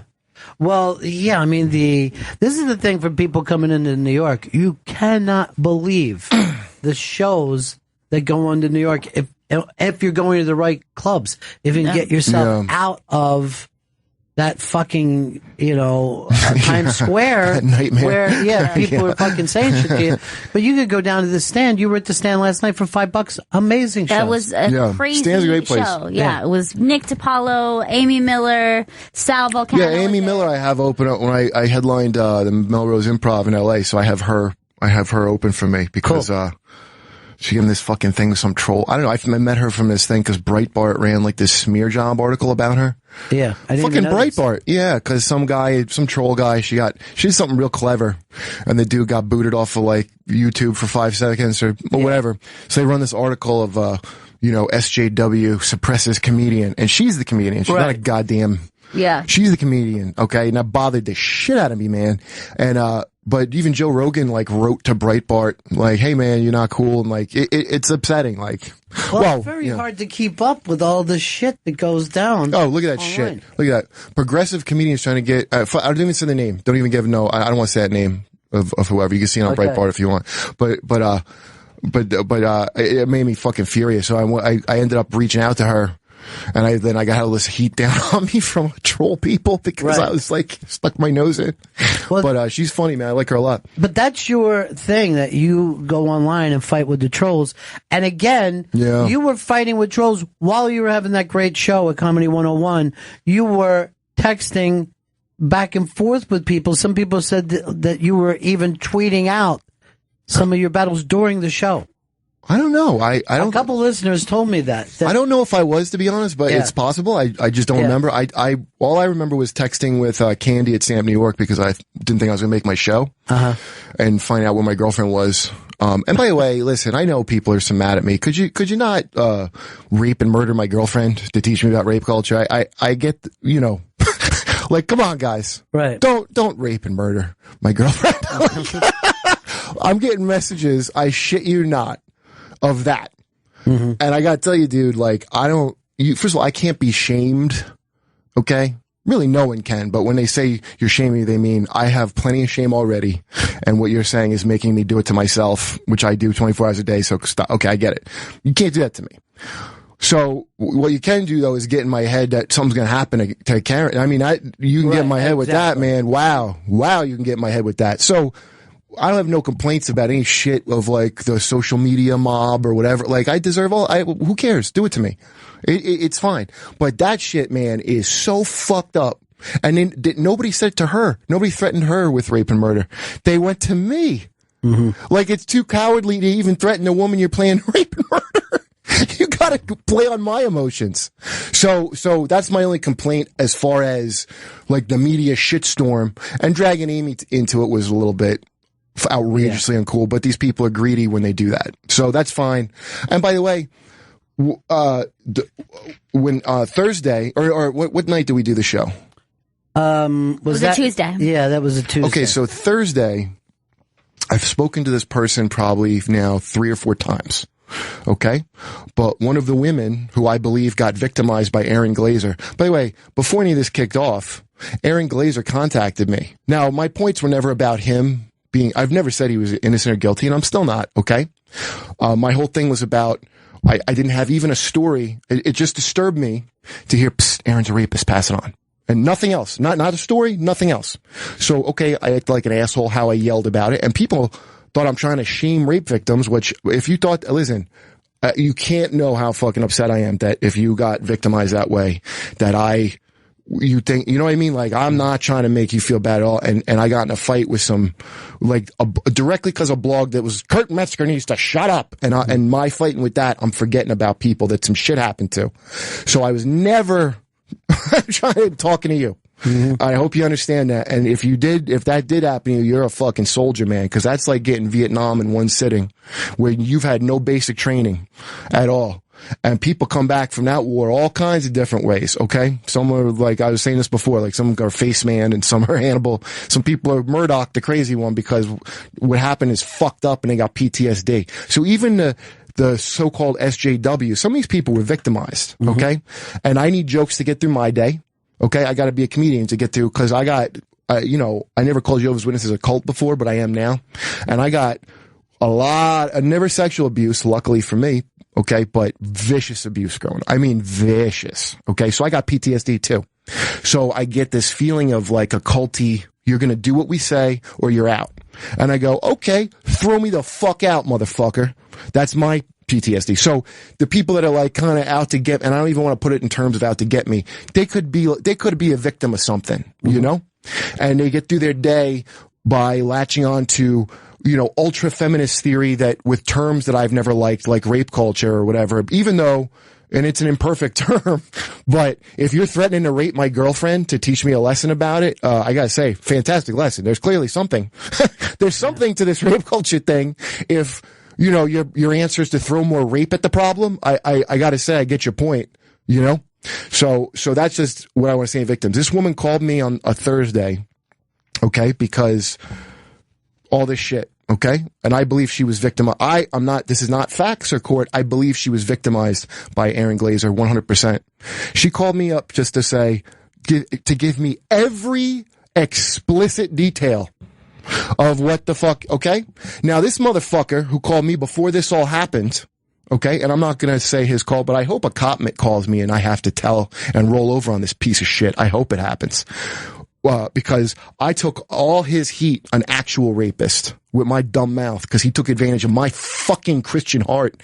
And what this fucker did, I shit you not, has ruined like 3 kinds of porn searches for me that I used to like, with the level of, wow, that is so, I mean, I was shaking when she told me this shit, dude.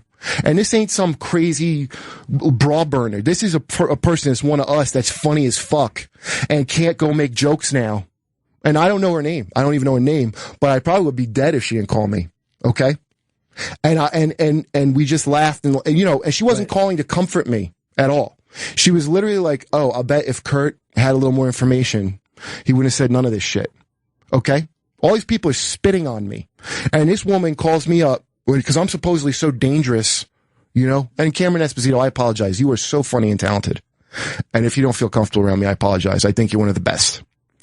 But this woman, who I do believe 100%, just called me up, okay? And she called me, she must have called me 4 days in a row. Like I said, I'm not blowing up her spot. She'll make whatever statement she wants when she's ready. And I don't know if she's listening, but the reason you have for not saying who you are, I get it, okay? And you told me a really funny reason that made me laugh a lot. But just so you know, that's also no kind of reason. And no one's gonna look down on you if you say who you are. And they sure as shit ain't gonna do it around me. I'll tell you that. But that's your thing. Take your time, and I'm not blowing up your spot. The rest of this is, when I found out what the true story was, okay, first of all, my career has never been in danger, ever. Okay? So I know there's certain people that like, they don't give a shit if you learn or you have they don't give a fuck about that. They need there to be a problem because that's how they make their little nut, is on you being a problem. But I'm not a problem. A guy who gives a shit, and if I make a mistake, okay, you know what did I already say what she said to me? No, go ahead and say it. She goes, she goes, look, you had some points, okay, but you made some mistakes, and you made me cry, and you made these other women who I know cry. And it didn't feel that good to hear it, I gotta tell you. And I tried to apologize, and she goes, you don't have to apologize, you didn't rape me. And I forgot for a fucking day and a half I didn't fucking rape anybody, okay? Because that's how heavy it is, and people are telling me they're gonna rape my fucking girlfriend, okay? So that saved my fucking, like, brain, man. And so, anyway, meanwhile, not a word from Aaron Glazer. Not a word. Not a text. Not a word. So that tells me every fucking thing I need to know about him besides what she told me. And going forward, with there's no such thing as he said, she said. There's like, you hear one thing and then you make up your mind. Like, I talked to two parties here. Okay? And I'm just recommending, if you talk to the accused, and I wish I had my head on straight when I did talk to him, because looking back, he told me some obvious lies that because I'm mad about a silly blog, I'm glossing over. But he told me shit where I would have saw through him in a heartbeat if I just had my head on straight when I talked to him. All right, well, let's reset the table here, because this is all very emotional. So when this happened, you're just living your life. You get a call from Aaron Glazer first? The first thing I did, I put out a thing because I saw Michael Che's posted something about, like, you know, what bothered me was, I'm like, okay, this guy could be a rapist and his punishment is he doesn't have a show at UCB. Mm-hmm. So that was more what I was upset about. And that's why I meant, like, go to the police or whatever. Now, what she told me, by the way, you know, I'm not going to say, she'll say, but I'm going to say hypothetically, and I didn't consider this, so I'm asking people that like kind of backed me up to consider this. Consider maybe, perhaps some people did go to the police. Mm-hmm. And police were not too helpful. And the police are not too cool. Maybe they put you in a fucking interrogation room like you're a criminal when you want to talk about it. Okay? So yeah, you gotta go to the police and whatever, but it ain't so cut and dry. And I was a little glib how I said that because it shocked me the level of, wow, this is not like cool how they deal with this, okay? You were worried about a witch hunt in the comedy community without there being... A witch hunt, first of all, for everyone, but Barry Crimmins, by the way, is the guy. The reason I didn't kill myself is because Barry Crimmins talked me down, besides. Yeah. The thing with the woman who called me, that wasn't suicide time, okay? I'm gonna get to that. But Barry Crimmins is like, look, he told me to make this up. Somebody else like, it's not a witch hunt. Like, we know rapists exist. Like, it's not a witch hunt. What happened to me is a witch hunt, not what happened to fucking, this dude. Right. But that's not a witch hunt, okay? But due to the nature, this is what I realized from this whole thing, that this crime's so goddamn emotional that people they project themselves. So me not having all the information that this woman was so fucking kind to give me, man, I'm projecting, what if that was me? Cause I've had things that are not, thank God, anything, but I had things that were kind of like, whoa, I didn't, So now I don't know her. I don't even have a story. I have just, UCB did an investigation. He's a rapist. That's all I had. So I'm not projecting. I would have identified with this woman who called me had I all the information. You understand? Mm-hmm. But I'm projecting, and this is what everybody does, which is unfair. And she has zero control right now because everybody in the world projects themselves onto her fucking shit. What I believe is this woman had a clever, brilliant plan to get other women to come forward. Oh, and I almost like blew her cover. And then she was cool enough to call me and explain it. And I'm like, all I'll say is something to help her at this point. Like, you could beat me up all you want. I don't give a fuck about an internet mob. I mean, I don't give a fuck. Beat me up another fucking 3 weeks so I could tell you that I believe her and I think this dude did it. Okay? Just my opinion. Not legal. But I would be delighted if you all did that so I could tell you that. Okay? Wait, where was I? Fuck. Well, you're caught up in the timeline of this. First you find out. Yeah, but why, sorry man, I get like emotional. No, of course you are. You've been in the middle of this firestorm. Well, I put myself there, but that's how I am. Well, Barry Crimmins. Yeah. So that dude really fucking... Now, do you know Barry before? I met him in Montreal, past Montreal, JFL. He was doing his hour in the same theater I was. But I'd seen his documentary, Call Me Mr. Lucky. Yeah. And I had I had tweeted to him like that he was like heroic because that shit he did with AOL. If you haven't seen it, Barry Crimmins himself is a victim of rape and he's a real funny comic that I don't think people really know about. And he fucking AOL... When AOL was big in the 90s, they had a 3 strikes and you're out policy for child pornography. People uploading, by the way. Yeah. Uploading it. And Barry was like, what? I mean, this dude stared down Congress. Watch the documentary. It's amazing. It's amazing. He fucking stared, the Senate. And you're watching these senators, I'm taking his words with it, but they're tripping over themselves to talk about how they don't know what this newfangled internet is. Strom Thurmond, this moron, is going, well, we got to keep children from seeing pornographies. Yeah. And it's like, dude, no, do you know where you are? I'm talking about the kids that are getting raped in the pornography. Strom. So Barry's a hero, and AOL had to fucking change their tune real quick because of what he did. So I had written to him just on Twitter because I was like, that's amazing. Just a little tweet, and then I happened to meet him at the thing, and he saw my stand-up, and he was just like my friend after that. And when this thing happened, he called me up and he goes, dude, listen, when I saw you, I saw like some kind of pain. He like saw my life story from watching me one time do stand-up. I mean, my life story, dude. And it's fucking amazing that I guess because he's so similar to me, like that guy just saw my whole deal. And so I've been having a demon on my chest of like anger that just left. And it wasn't like, you see an exorcism and people are like, come in.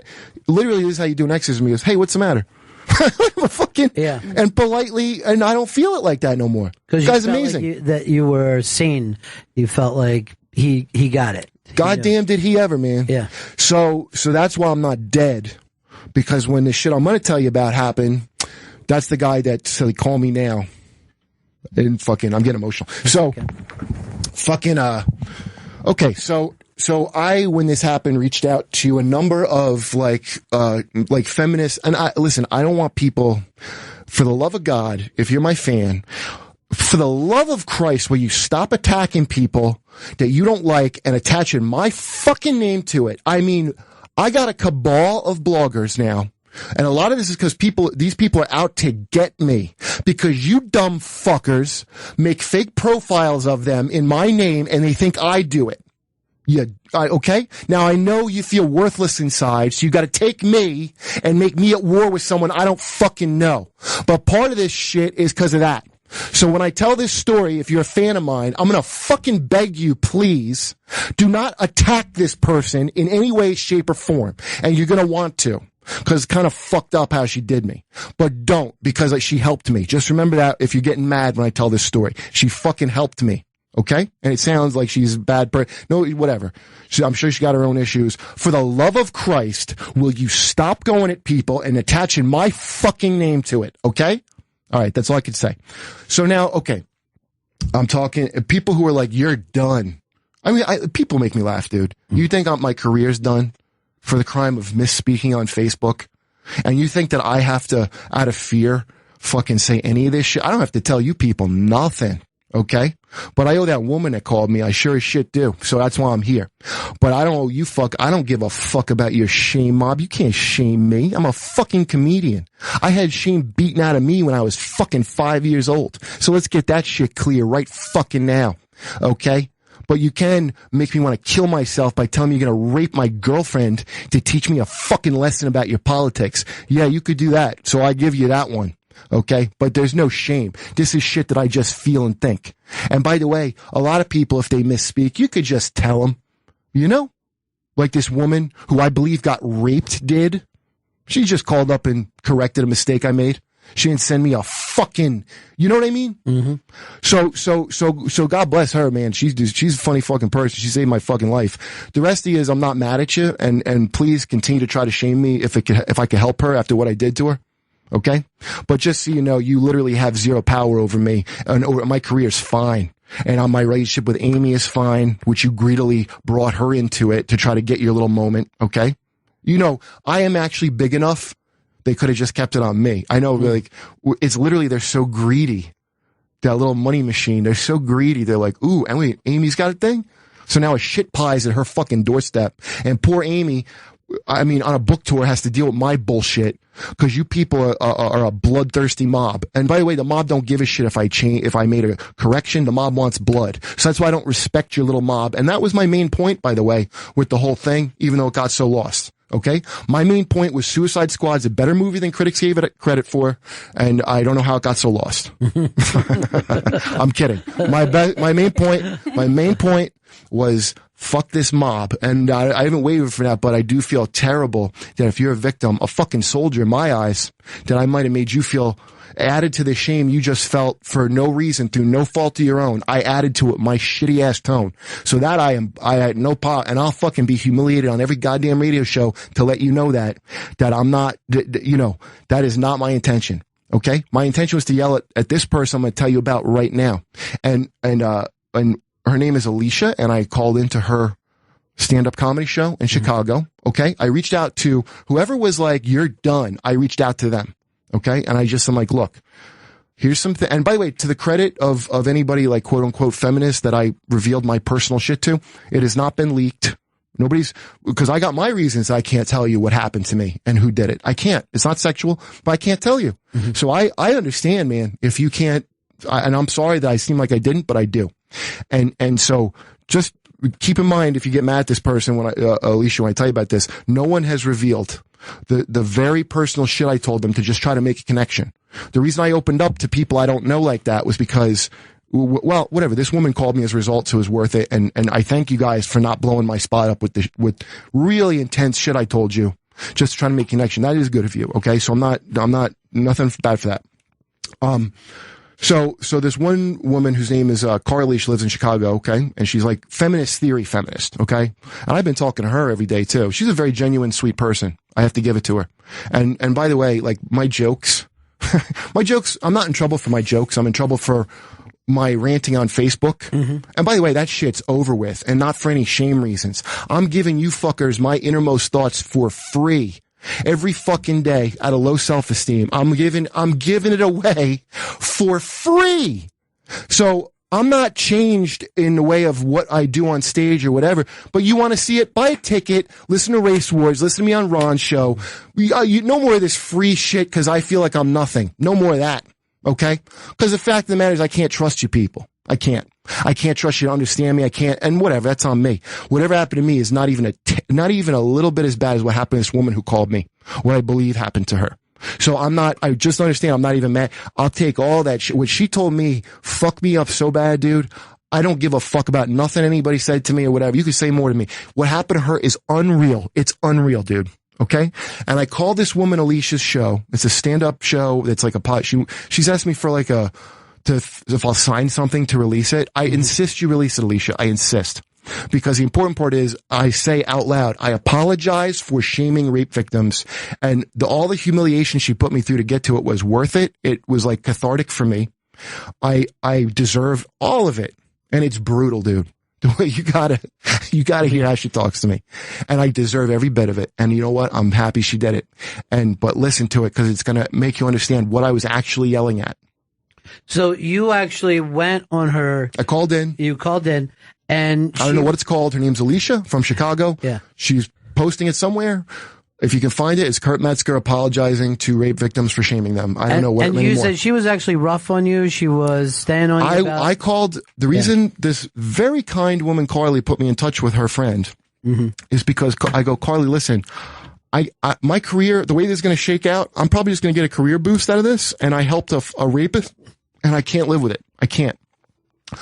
I just that was not my intention. And this woman was so good to me. And it's like killing me inside. And I don't give a shit. And she goes, listen, I don't know how this will go. If you'd be willing to call in. And I'm like, I'm willing to call in. I just gotta tell what happened to this woman. Well, not what happened, but just about what I learned a little bit. Okay. Because I feel like I got used by a fucking psychopath, man. I really do. Okay.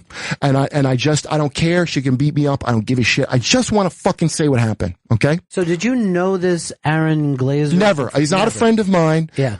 The woman who I believe he attacked among many others. I don't even know her name, but she's my friend for sure. But I didn't know either of them before this happened. I didn't know either of them. And how did the alleged victim get in touch with you? Was that through social media and then you guys? It was me opening up to someone, and she's asked, I don't mention it, but a blogger who I was kind of fighting with, it kind of kicked this off. Yeah. I opened up about all this shit about me that was like why I got PTSD too. Right. And then she must have went back to like the forums, and then this woman was like, I want to talk to Kurt Metzger right now. Yeah. She goes, put me in touch with him right now. I also found out she kind of put herself in the middle of shit, but I forgive her because it was so worth it to talk to this woman. And so fine. I'm not mentioning her name or she's fine. Whatever that is. Don't worry. And by the way, that woman that wrote the blog that I got in this thing with, who, Kurt Metzger needs to shut up. She's been through some shit, man. And honestly, I'm done where I'm angry at these people who had their own PTSD. Yeah, she's got some things that are silly and I feel she was a little unfair, blah, blah, blah. But goddamn, at 23, she went through some shit that I didn't go through. So just be nice to her, please. Okay? She's forgive her. She don't have to forgive me for shit, and none of these people do. But just, come on, just do not attack these people when I finish telling this story. People who like me, I'm begging you, okay? So I call in because I want to tell this story. This is the thing now this is where we get into why I almost killed myself. I'm trying to tell this story. Listen when it comes out. You can find it somewhere, what she's posting. She has my permission. I insist she does. And I hope she still will if she hears this before she puts it up, because it's important. I want people to hear that apology from me. And me saying I'm humiliated, I deserve it. Don't ever fucking think I'm feeling sorry for myself. I feel happy for myself you did that to me. Okay?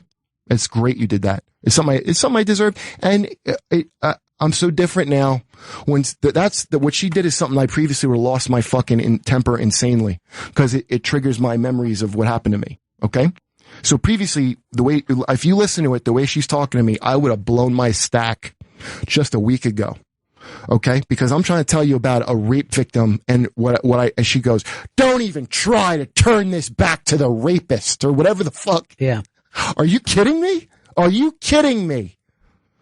Okay. Why did you Kurt, why did you post that, Kurt? Okay, well, I have some, I have some issues of my own, PTSD. That's not you expect me to believe you have low self-esteem? You work for Comedy Central. You're an Emmy award-winning writer. You know what? Thank you. I never believed it until you said it to me like that. I'm an asshole. You goddamn right I work for Comedy Central. I'm an Emmy award-winning writer. I had no idea how you people saw me. I had no idea. And I'd never even believed those things about myself. I thought I was just stupid Kurt that I've been since I was the kid that got beat up this whole time until she cruelly said that to me. So you see what I'm saying? She did me a favor. Waking you up a little bit. She woke me the fuck up to who the fuck I am and what this little thing was all about with her. Okay? Like, oh, I see. I'm not a person. I'm a thing. I'm a prop that you're going to use how you want. Sound familiar? The irony's not lost on me. It's not lost on me. The woman who called me. Mm-hmm. I'm someone's prop who's a fucking sociopath. And they're going to use me. And this is the victim saying this to you? No, this is not the victim. The victim's just a very funny, awesome person. This woman's name is Alicia. Mm-hmm. She was a comedian of some kind in Chicago. And I'm on the phone with her. Okay, so is that clear? Because I'm okay. By the way, while I'm on the phone with her saying, do you understand? Because I'm afraid I'm a bad communicator. I think I've demonstrated. I keep going, do you understand? Because she had facts and I told it poorly and all that. And she goes, listen to me, Kurt. I am a gender studies major. And I am a woman. And if you say, do you understand one more time to me, I am hanging up this phone right now. Do you understand? Okay. And I go, oh, okay, listen, all I meant was the connection's bad. And I didn't know if you could hear me.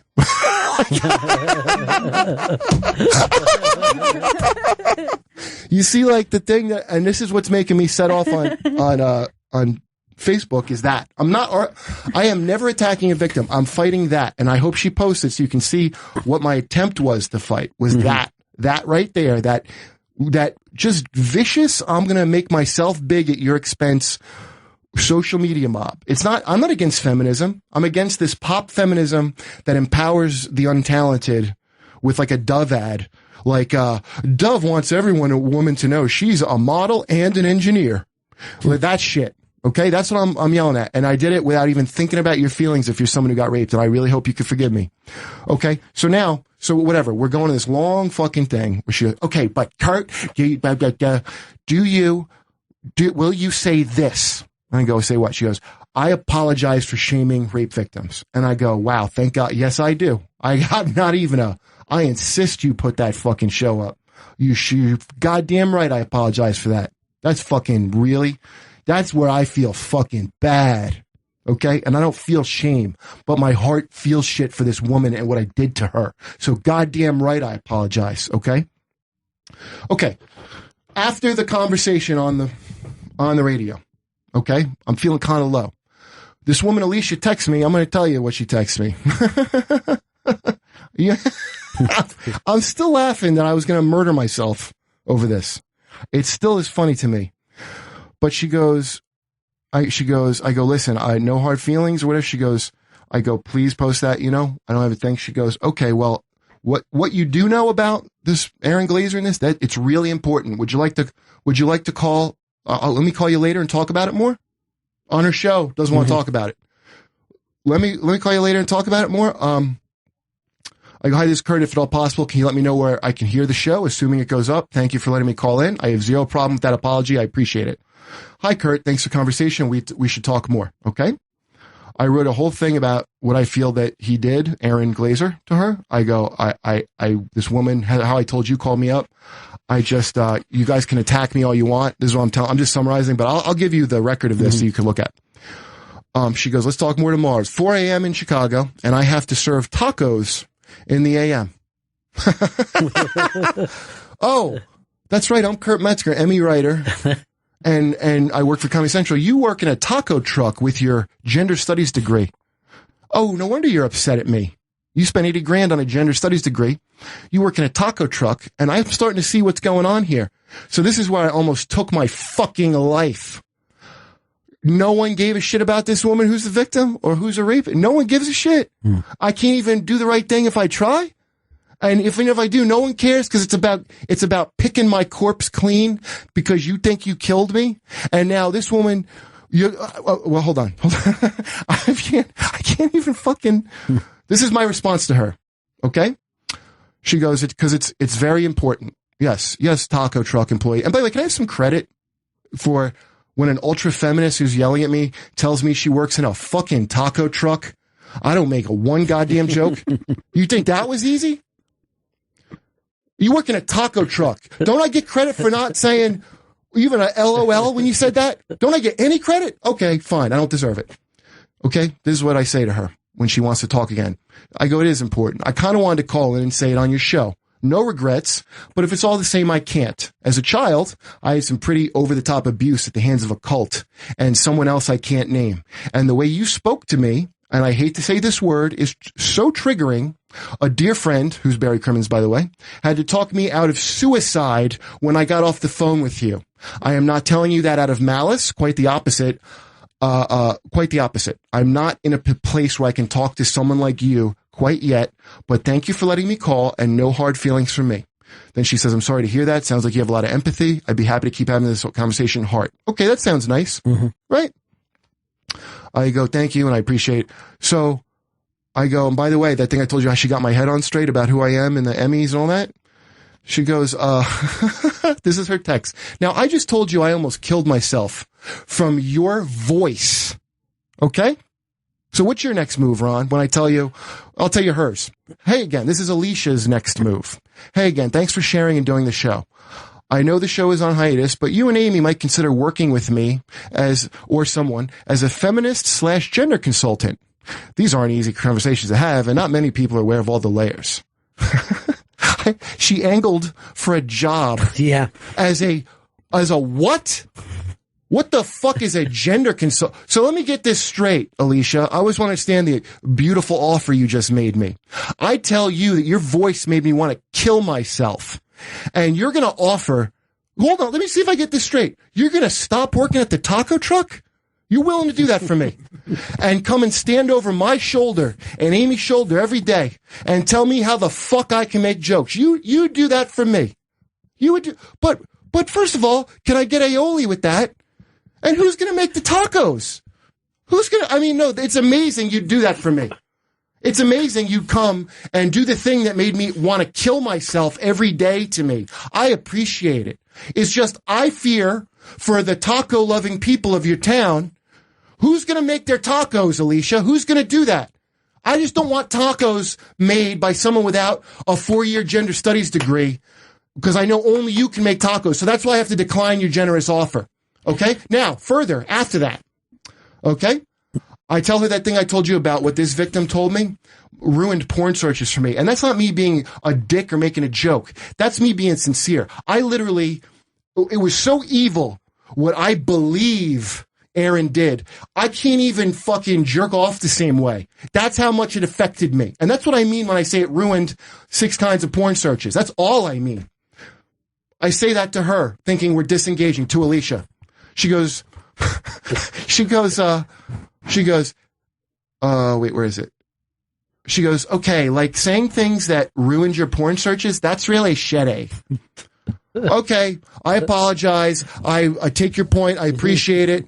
You're missing the point, though, but I'm not going to educate you for free. It doesn't matter if it's true. It's a fucking terrible thing to say, and you could not say it. Well, I take your point, but I can only do my best. I hope I can be forgiven, but you don't have to. I got to run. Thanks 1,000 times. Smiley face, smiley face, smiley face. I told you I almost killed myself, and you can't put aside the fucking bullshit for 1 minute. For 1 minute? Oh, I see this. I'm a thing to you. I'm not a human being. You think you got me almost dead, and now it's time to rifle through my pockets, because that's what the mob thinks. They're not out for me to grow or learn. They don't give a fuck. They're out for blood.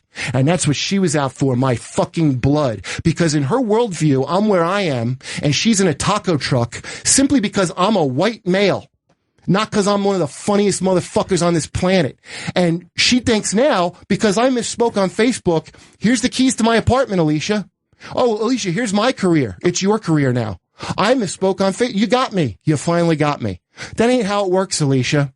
And the reason you're in a taco truck and you're not where I am on Bennington show and all this other shit is because you're not as funny as me. And I'm not saying you can't be. I'm not saying you could have everything I got if you want to put some energy into writing some jokes instead of making yourself a star off my back and the back of a rape victim. All right, well, that's my piece. All right, so Kurt Metzger, who's been in the firestorm, the firestorm's not even firestorm. My life has now become 20 times better since that happened. Nothing bad. Do not attack this woman, Alicia. Use it as a fucking example. All of you listening who maybe got mad hearing about that. I'm grateful to everyone, even the fucking mob. Not only did I work through some fucking life problems, my fucking career got a boost. It got a boost. Hollywood hires actual rapists. Okay? Jeepers Creepers 3 is coming out. Okay? The director that raped a child. My career was never in danger. So don't nobody write this fucking internet age and what did Metzger say that was so bad? I just told you what I said that was bad. And I ain't bitter at nobody. And it just helped me immeasurably. Okay, and I don't think it's right that I just got a lot of help. And this woman who was kind enough to save my fucking life after this fuck raped her, it's off her back? Fuck no. So I don't want to hear no talk like that. I deserved everything I got and frankly more. And none of it was a tenth as bad as what she got. And she's my friend. Now, your friend who is the alleged rape victim, right? Yeah. Her point is just to protect other women. She doesn't want... She had a clever plan to get women to come forward, okay? And she did everything right. She did nothing wrong. Not one part of this did she do wrong.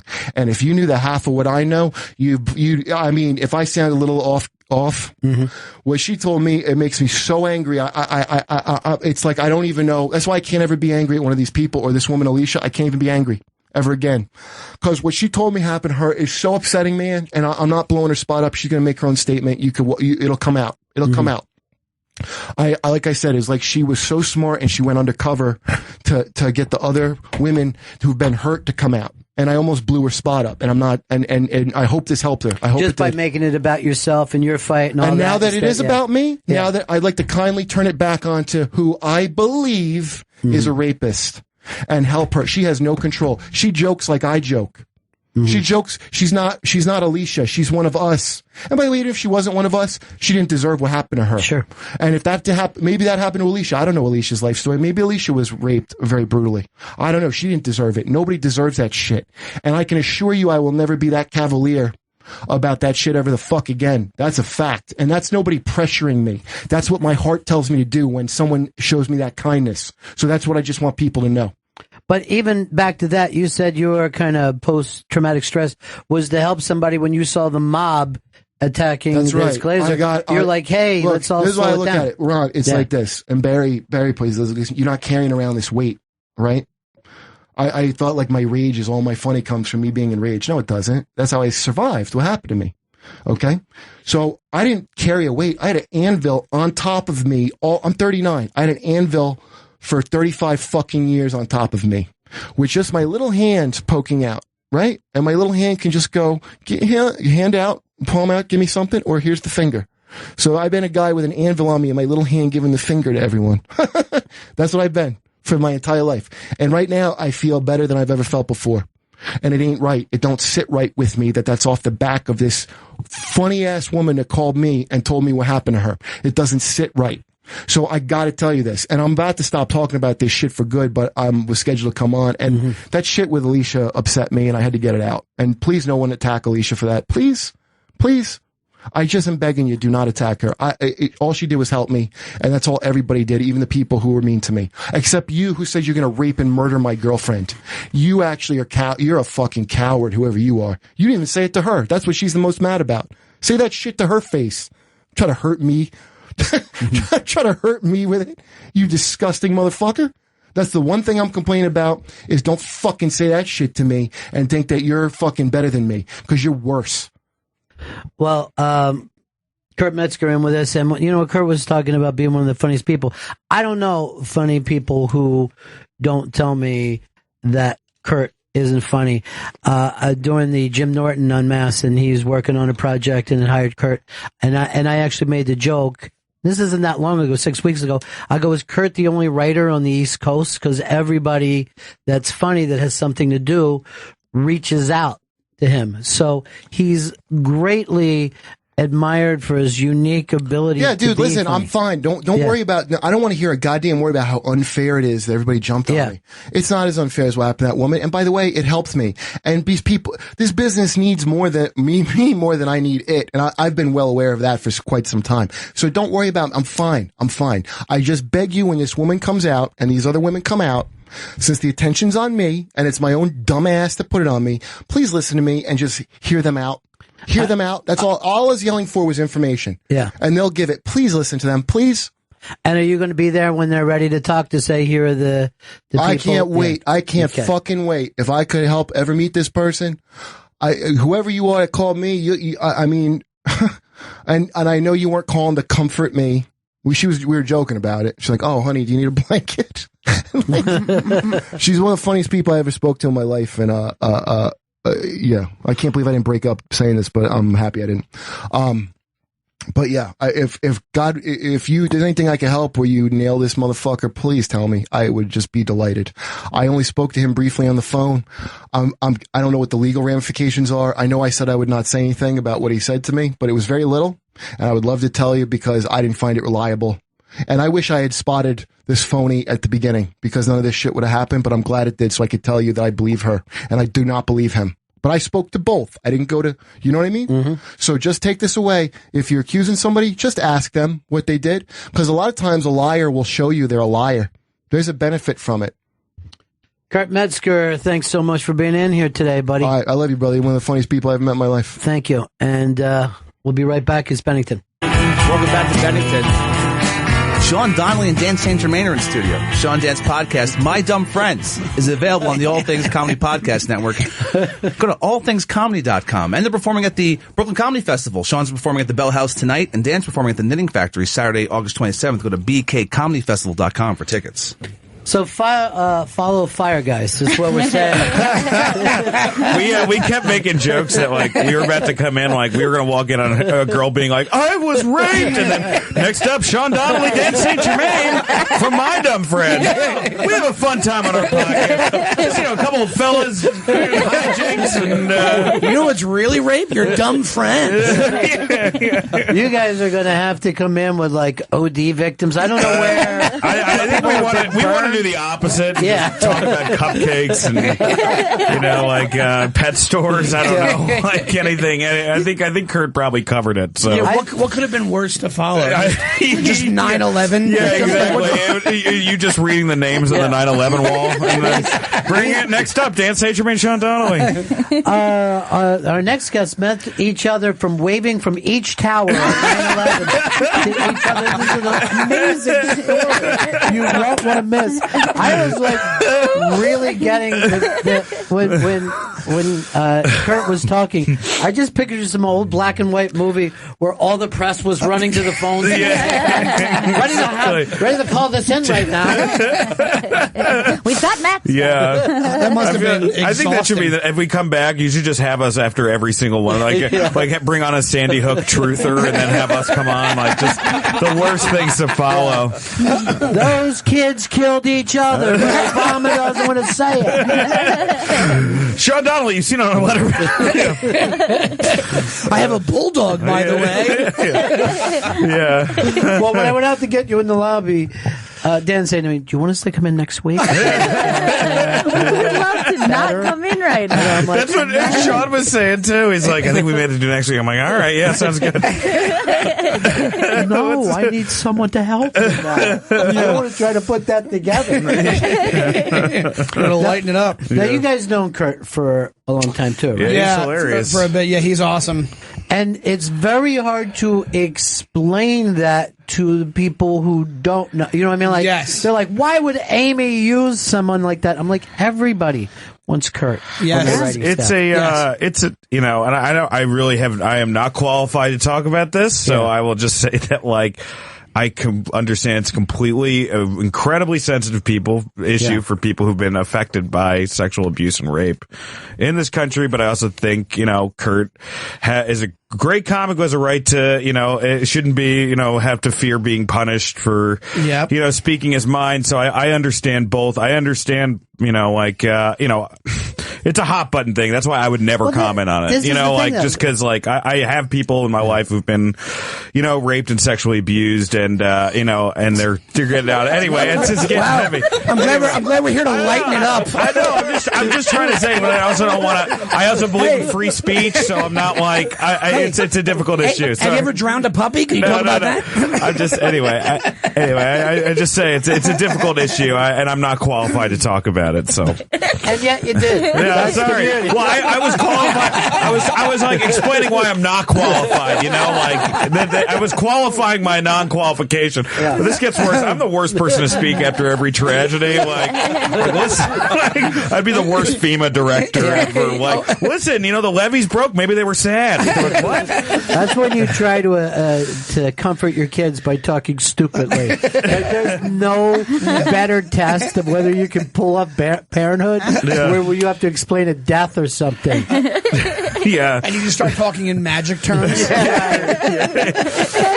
You're like, well, they flew into the sky with the puppies and the thing. Maybe Grandpa's still with us. That's even creepier. I know. He sees you now. He sees you now. He's everywhere. Even when I'm pooping, I don't think that. I think he looks away. Yeah. Anyway, here's some cake. There's a TV. Everybody's fine, kids. That should be the new name of the show. Everybody's fine. We're all doing fine. Yeah. How many times? We're surviving. How many times have I heard that from my folks? We're getting through this. But you guys do this show. No, you do this in L.A.? We actually do it bi-coastal. So I Skype in to the studio, the All Things Comedy Studio in L.A., and we tape once a week. And then we put those tracks together and we put it online. Facebook now is going to have the double thing where you could sit and have two people. So it's like Facebook Live, but it's... with two different people. You can be on each coast or... Oh, really? Yeah. Well, we may do that. We may do that. Oh, my God. I'm looking to do a show with a Chinese person. That would be great. They still exist. They have some of them. One of you's going to stay up late. They're outsourcing my job. Outsourcing, yeah. This hurts me. Yeah. We had to let you go. There's a Chinese person who'll do this for a nickel. He's get replaced by Chinese Ron Bennington. So, what do you guys do? Well, what's the riff? Since you're not together to prep, it's weird, right? Well, I don't know. I'm stumbling all over my words today. But did you get raped before you got here? Okay, come on. Jesus Christ. Now you're digging a fucking grave for us. Jesus Christ. I want to be on Rachel Ray at some point. Let's calm down. No, we bring people on. They talk about the dumbest things they've ever done. And then, we've kind of gone through, and we think that we've gone through everything that we've done. But, every week, Sean has, a huge anger problem, and he doesn't realize it because he thinks he's, the mayor of comedy, he's one of these guys who, thinks he's, the nicest guy ever, but he, pushes people downstairs on subways. It's Irish Catholic rage. Yeah, it's like Tony Soprano. That's fresh. It's like when Tony Soprano, pets, a dog, and it's no, I'm a good person. You just shot somebody at a pier before this, So anyone who says I'm a good person is not. Oh, no. No good person would say that. No, a lunatic. No. Yeah. This guy's an absolute lunatic, but everyone thinks he's the mayor from Groundhog Day, Punxsutawney Phil with the top hat. Oh, Sean, he's so good. I'm get to know him. He's an angry Irish. Everybody thinks I'm jolly, but I have a dark side. I've seen him I've never seen someone angrily eat chicken tenders, which is what he does. It's a true pathetic display of the human will to know you can't beat chicken tenders or your fears at the same time. Well, the thing about having a snap anger is there's no way to know when it's coming. Yes. So if you think to yourself, I'm going to watch my anger, but then someone cuts you off in the road, it takes you a long time till you think, oh, yeah, I was going to not overreact. Oh, no, that happens to me all the time. I just yelled at people in a subway station for coming down the up staircase in the subway station. Right. And then some guy said, eat me. And I went, maybe I will.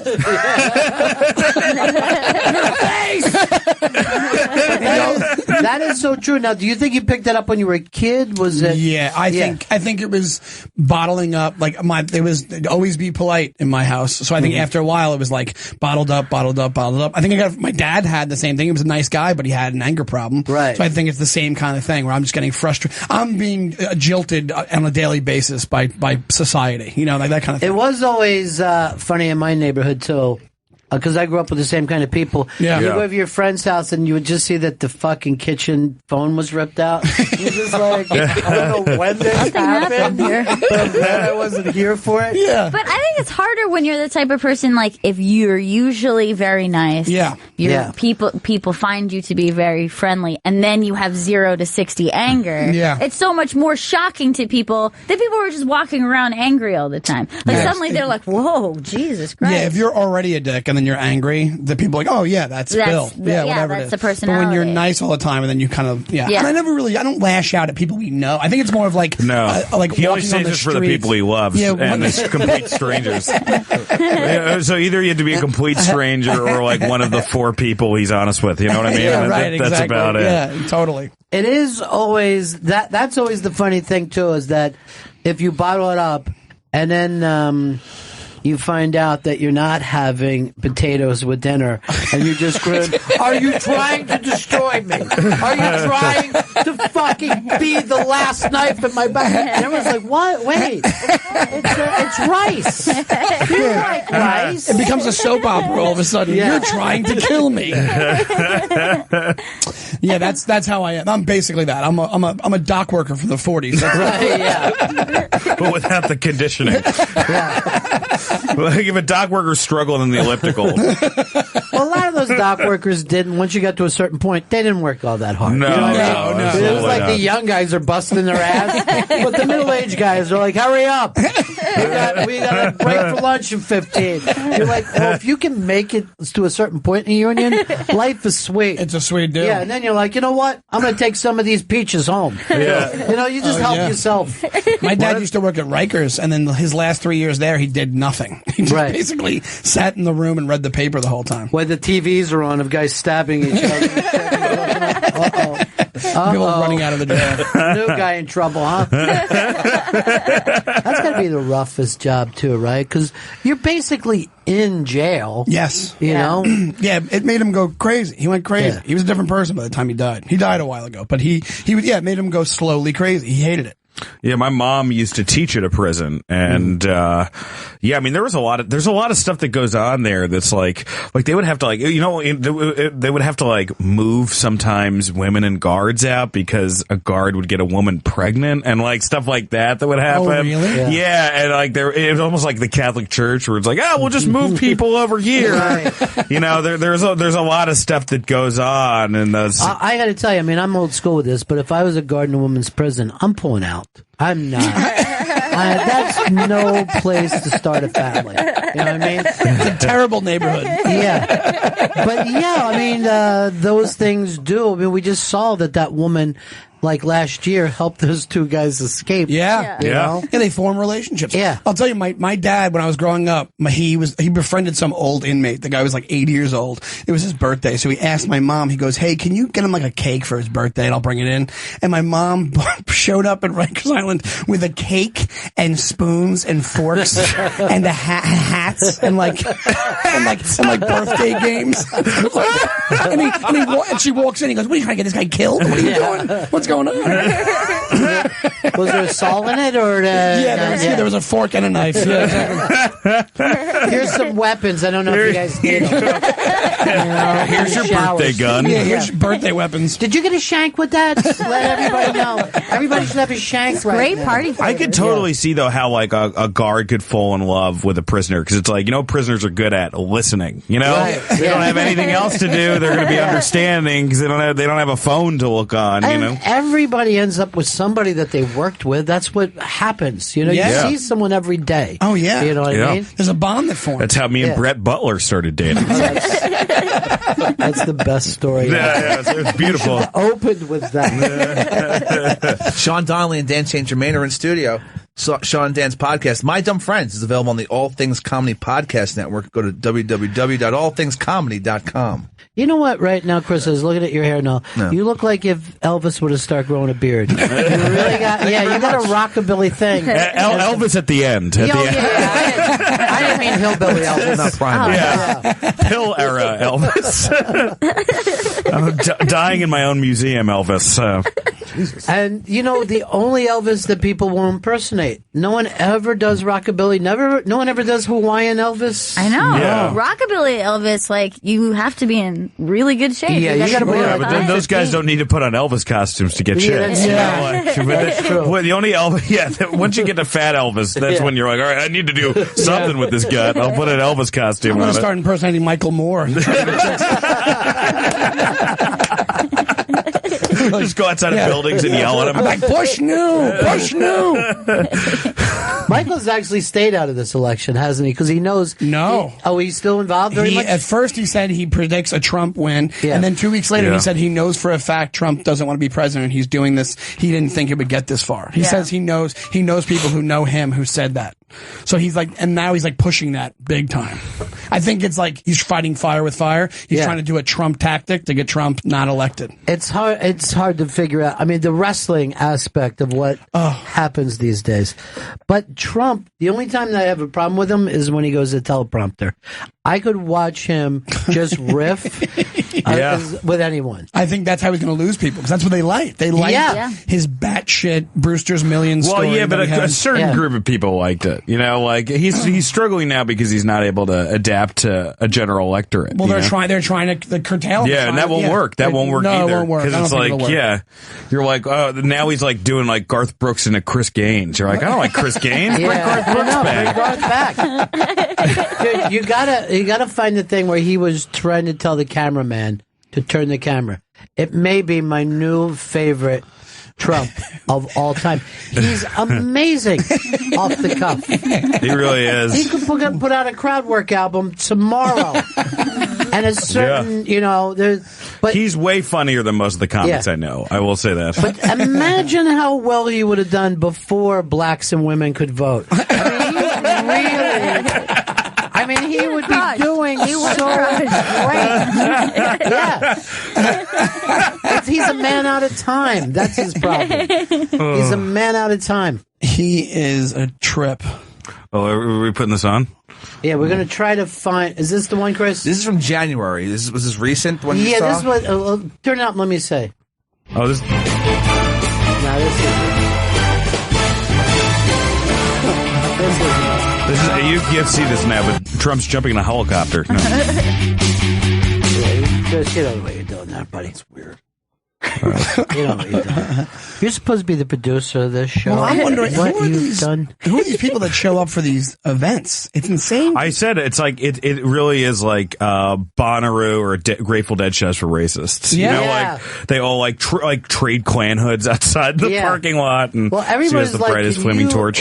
Pearl Jam does the same thing. They're like, oh, they've sold out 18 stadiums in a row, and you're like, but to the same people. Exactly. They're driving around with the band. Right. And I think that's what people don't realize. Yeah. It's not a spread out crew. Is this it? This is it. This is really great. Turn it. Spin it. Spin the camera.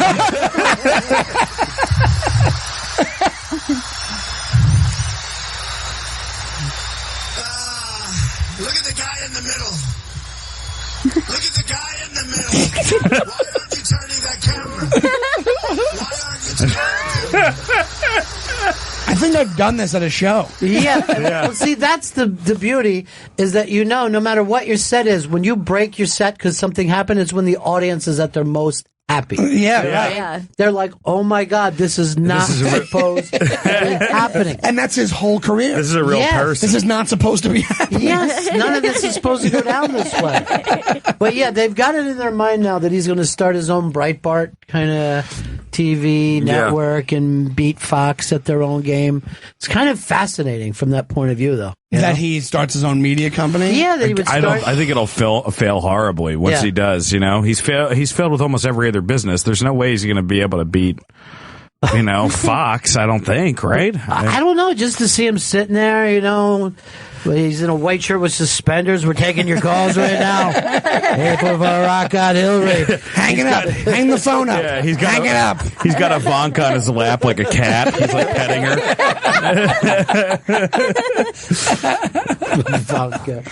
He is. But even though it's hilarious because there's three. We're looking at 3 news channels. All of them have Trump on it right now. And this has been going on, I swear to God, every day I'm at work for a year and a half. I just look up and Trump is everywhere.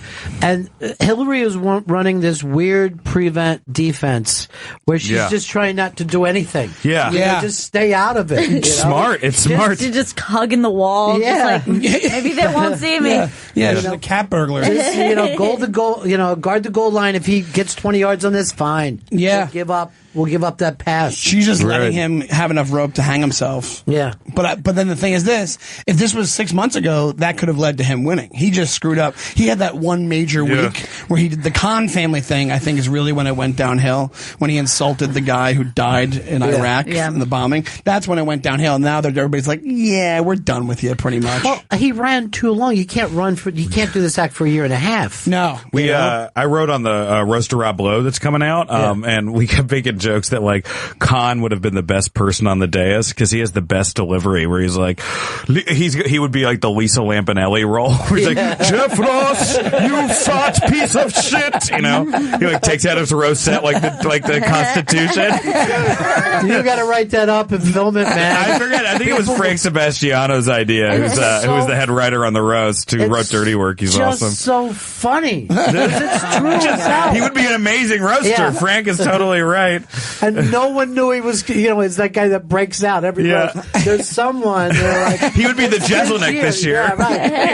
It's his year. He gets an hour. He takes the Late Show spot or something. He's meeting with CAA the next day. Unbelievable. He gets his own HBO hour special. It's my 3rd meeting today. Everything's so crazy in 4 minutes. Yeah. That does happen to people, which is the greatest. Get me that guy that everybody just saw last night. Oh, absolutely. After 10 years, now everybody wants me. No, my buddy Mike Lawrence is a hilarious comic. Just won Roast Battle. After he won Roast Battle, he was like, things pick up immediately. That doesn't happen a lot anymore because there's so many different channels. But when something big happens like that, it's like a lot of people get interested. Well, they used to just give comedians that had a good set a show, a development deal. Yeah. Like, that's funny.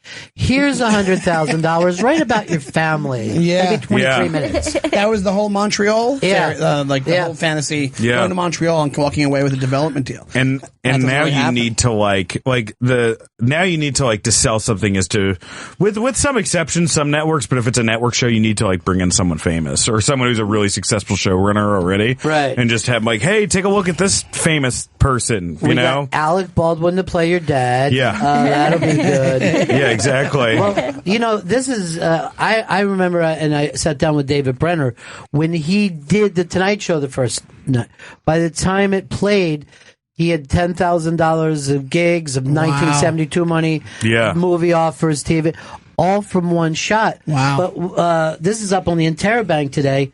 The amount of late night people that don't even give spots to comics. Like so far this year, Jimmy Kimmel has given one comic. Wow. Yeah, well, Kimmel, they give 3 or 4 a year. They don't give a lot. Yeah.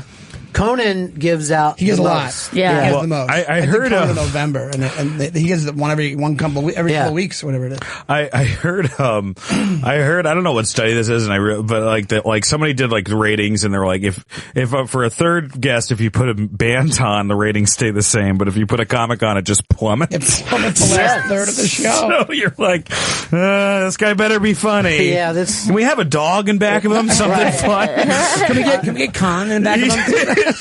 just dancing with his Constitution in his pocket. Well, this is the funniest thing about just doing stand-up and not doing a TV or movie. The last Letterman week, Brian Regan came on. He goes, "This guy is his 28th time being on the show," right? And you watched. He had to win over the audience within the first 2. He had to win the audience, and then he's killing. But you're like, Brian Regan had to win over the audience. And I'm sitting at home watching it, and right from the beginning, I'm like, you fuckers. You know what I mean? You pricks. And it's so they frustrating loved him at the end of it, but he did have to win them like anybody else. Just give him his due. Right. Just give him his due. Brian Regan deserves. That's the one time where it's like, no, it's the audience's fault. Yes. Brian Regan has influenced every comic that's working right now. Almost every comic, right? It's just tough, man, because like nowadays it's like, now that there's like animal thug life videos on YouTube, like George Carlin couldn't compete with like a cat knocking another cat over while hip hop starts playing. I'm sorry, he wouldn't have a shot in hell. Dude, So- I am telling you, we're putting out a special pretty soon with Carlin, right? Yeah. And I played a clip earlier. If we got time, I'll play it for you guys. But this has been sitting for 16 years because he could not release it because 9/11 came out. But the name of the special, Chris, is... I kind of like it when a lot of people die. I kind of like it when a lot of people die. And we played a clip earlier about don't fuck supporting the police, don't have anything to do with the cops. And I'm like, if he did this today, it'd be the edgiest shit ever. Yeah. Absolutely. Yeah. All right, why don't we play, what is it, 2 minutes? 2 minutes. Let these guys hear it. You're right? That's amazing. That's crazy. That's like my favorite Carlin bit in like, like towards the end of his, like that's amazing. That's so good. When was that recorded? This was right before 9/11. It was all supposed to go out as a special. 2001. And a lot of it was about how much he enjoys when mass amounts of people die on the news and shit. but he's doing first responder fucking material like that. But if you think about it, if some young kid went on before you went to stand tonight doing that 3 minutes, you're like, dude, I got to fucking connect you with some people. You're great. Absolutely. Absolutely. Nobody does that. That doesn't make it. I think that's the hardest, because you can't do material like that when you start out. Like in the beginning, you're just like, I'm going to just be funny, figure out how to talk about myself. Because I think a lot of people like try to do that when they start out. Yeah. They're not good enough comics yet to pull off a theory that's that big. But every joke just becomes a jerk off joke. Right, exactly. But then eventually you got to move on from jerk off jokes. Yeah, like right. You can't stay on that plane too long either. Yeah.